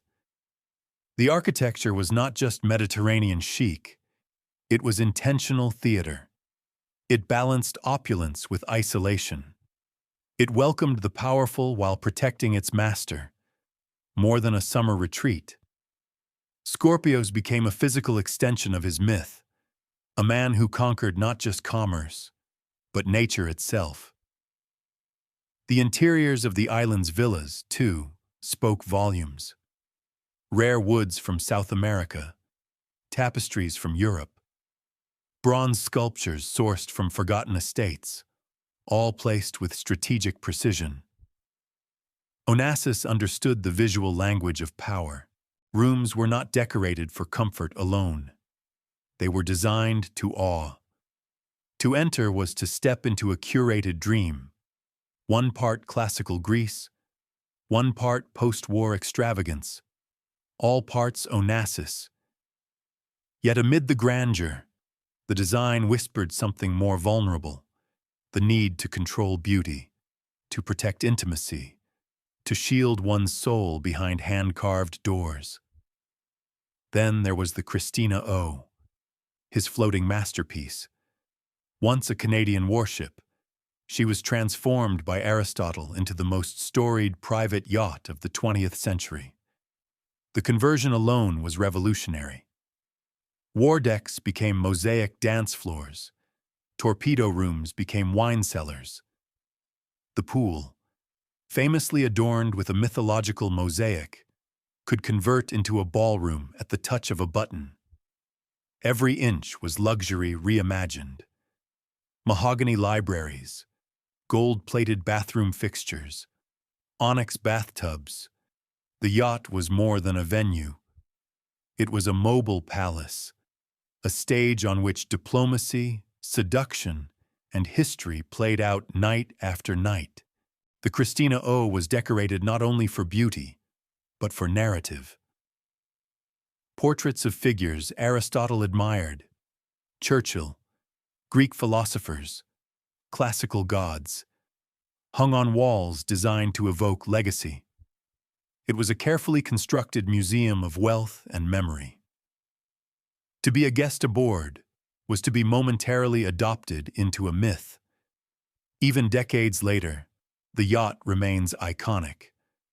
Restored and chartered by billionaires, it sails today not merely as a vessel, but as a living time capsule of Onassis's vision of how the elite should live, dine, and be remembered. In London, the townhouse on Grosvenor Square echoed the grandeur of empire. Here, Jackie Kennedy Onassis hosted soirees and diplomatic dinners under glittering chandeliers. The house was less flamboyant than Scorpios, but equally deliberate. Classical moldings, antique mirrors, velvet-lined parlors. It was a temple of restraint, designed to impress old-world aristocracy on their own terms. Jackie understood the value of subtlety. In this house, she didn't shout her status. She allowed the architecture to whisper it. The space functioned as both family home and social court, a transatlantic blend of Kennedy nostalgia and Onassis assertion.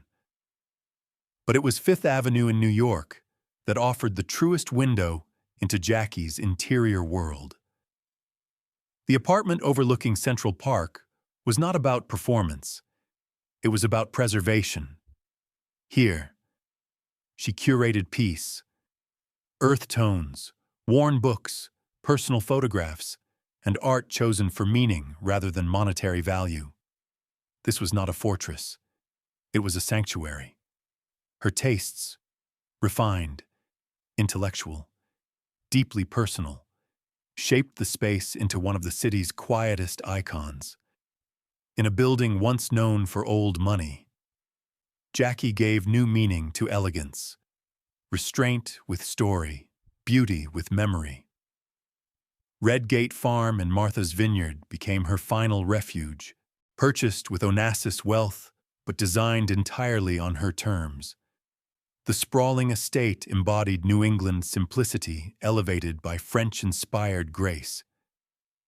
Fields rolled toward the Atlantic. Wildflowers bordered walking paths. Horses grazed in the sun. The house itself, though large, was built to nest within the landscape, not dominate it. It was the architectural manifestation of her final chapter, independent, grounded, inward-facing. It rejected spectacle in favor of soul, and in doing so, it became her truest home. Even Christina Onassis, often portrayed as tormented and adrift, left her imprint on the family's aesthetic legacy. Though less known for flamboyance, she maintained residences in Paris, New York, and Buenos Aires that spoke of quiet refinement and melancholy dignity. Her tastes leaned toward the modern, the minimal, the poetic. Her apartments were filled with books, rare manuscripts, photographs of her brother, her father, and Athena. Though wealth surrounded her, she rarely displayed it. Her design sensibility was not about grandeur, it was about memory and absence. And then there is Athena, the last Onassis. Unlike her forebears, she rejected architecture as statement. She sold Scorpios, removed herself from the myth, and embraced anonymity. Her home is not known, not photographed, not analyzed. And in that act of erasure, she may have made the boldest architectural statement of them all. That legacy is not always about what you build, but what you leave behind. Across continents and decades, the homes, yachts, and islands of the Onassis family remain as physical echoes of a dynasty. Scorpios, now owned by another billionaire, is still associated with Aristotle. The Christina O still sails, still draws whispers. Redgate Farm remains a quiet shrine to Jackie, and the name Onassis, etched in marble and memory, continues to symbolize ambition at its most dramatic and tragedy at its most human. In the end, the true legacy of the Onassis family is not found only in museums or trust funds. It's in the spaces they shaped, those palaces on land and sea where lives were lived. Myths were made, and silence was often the loudest thing in the room.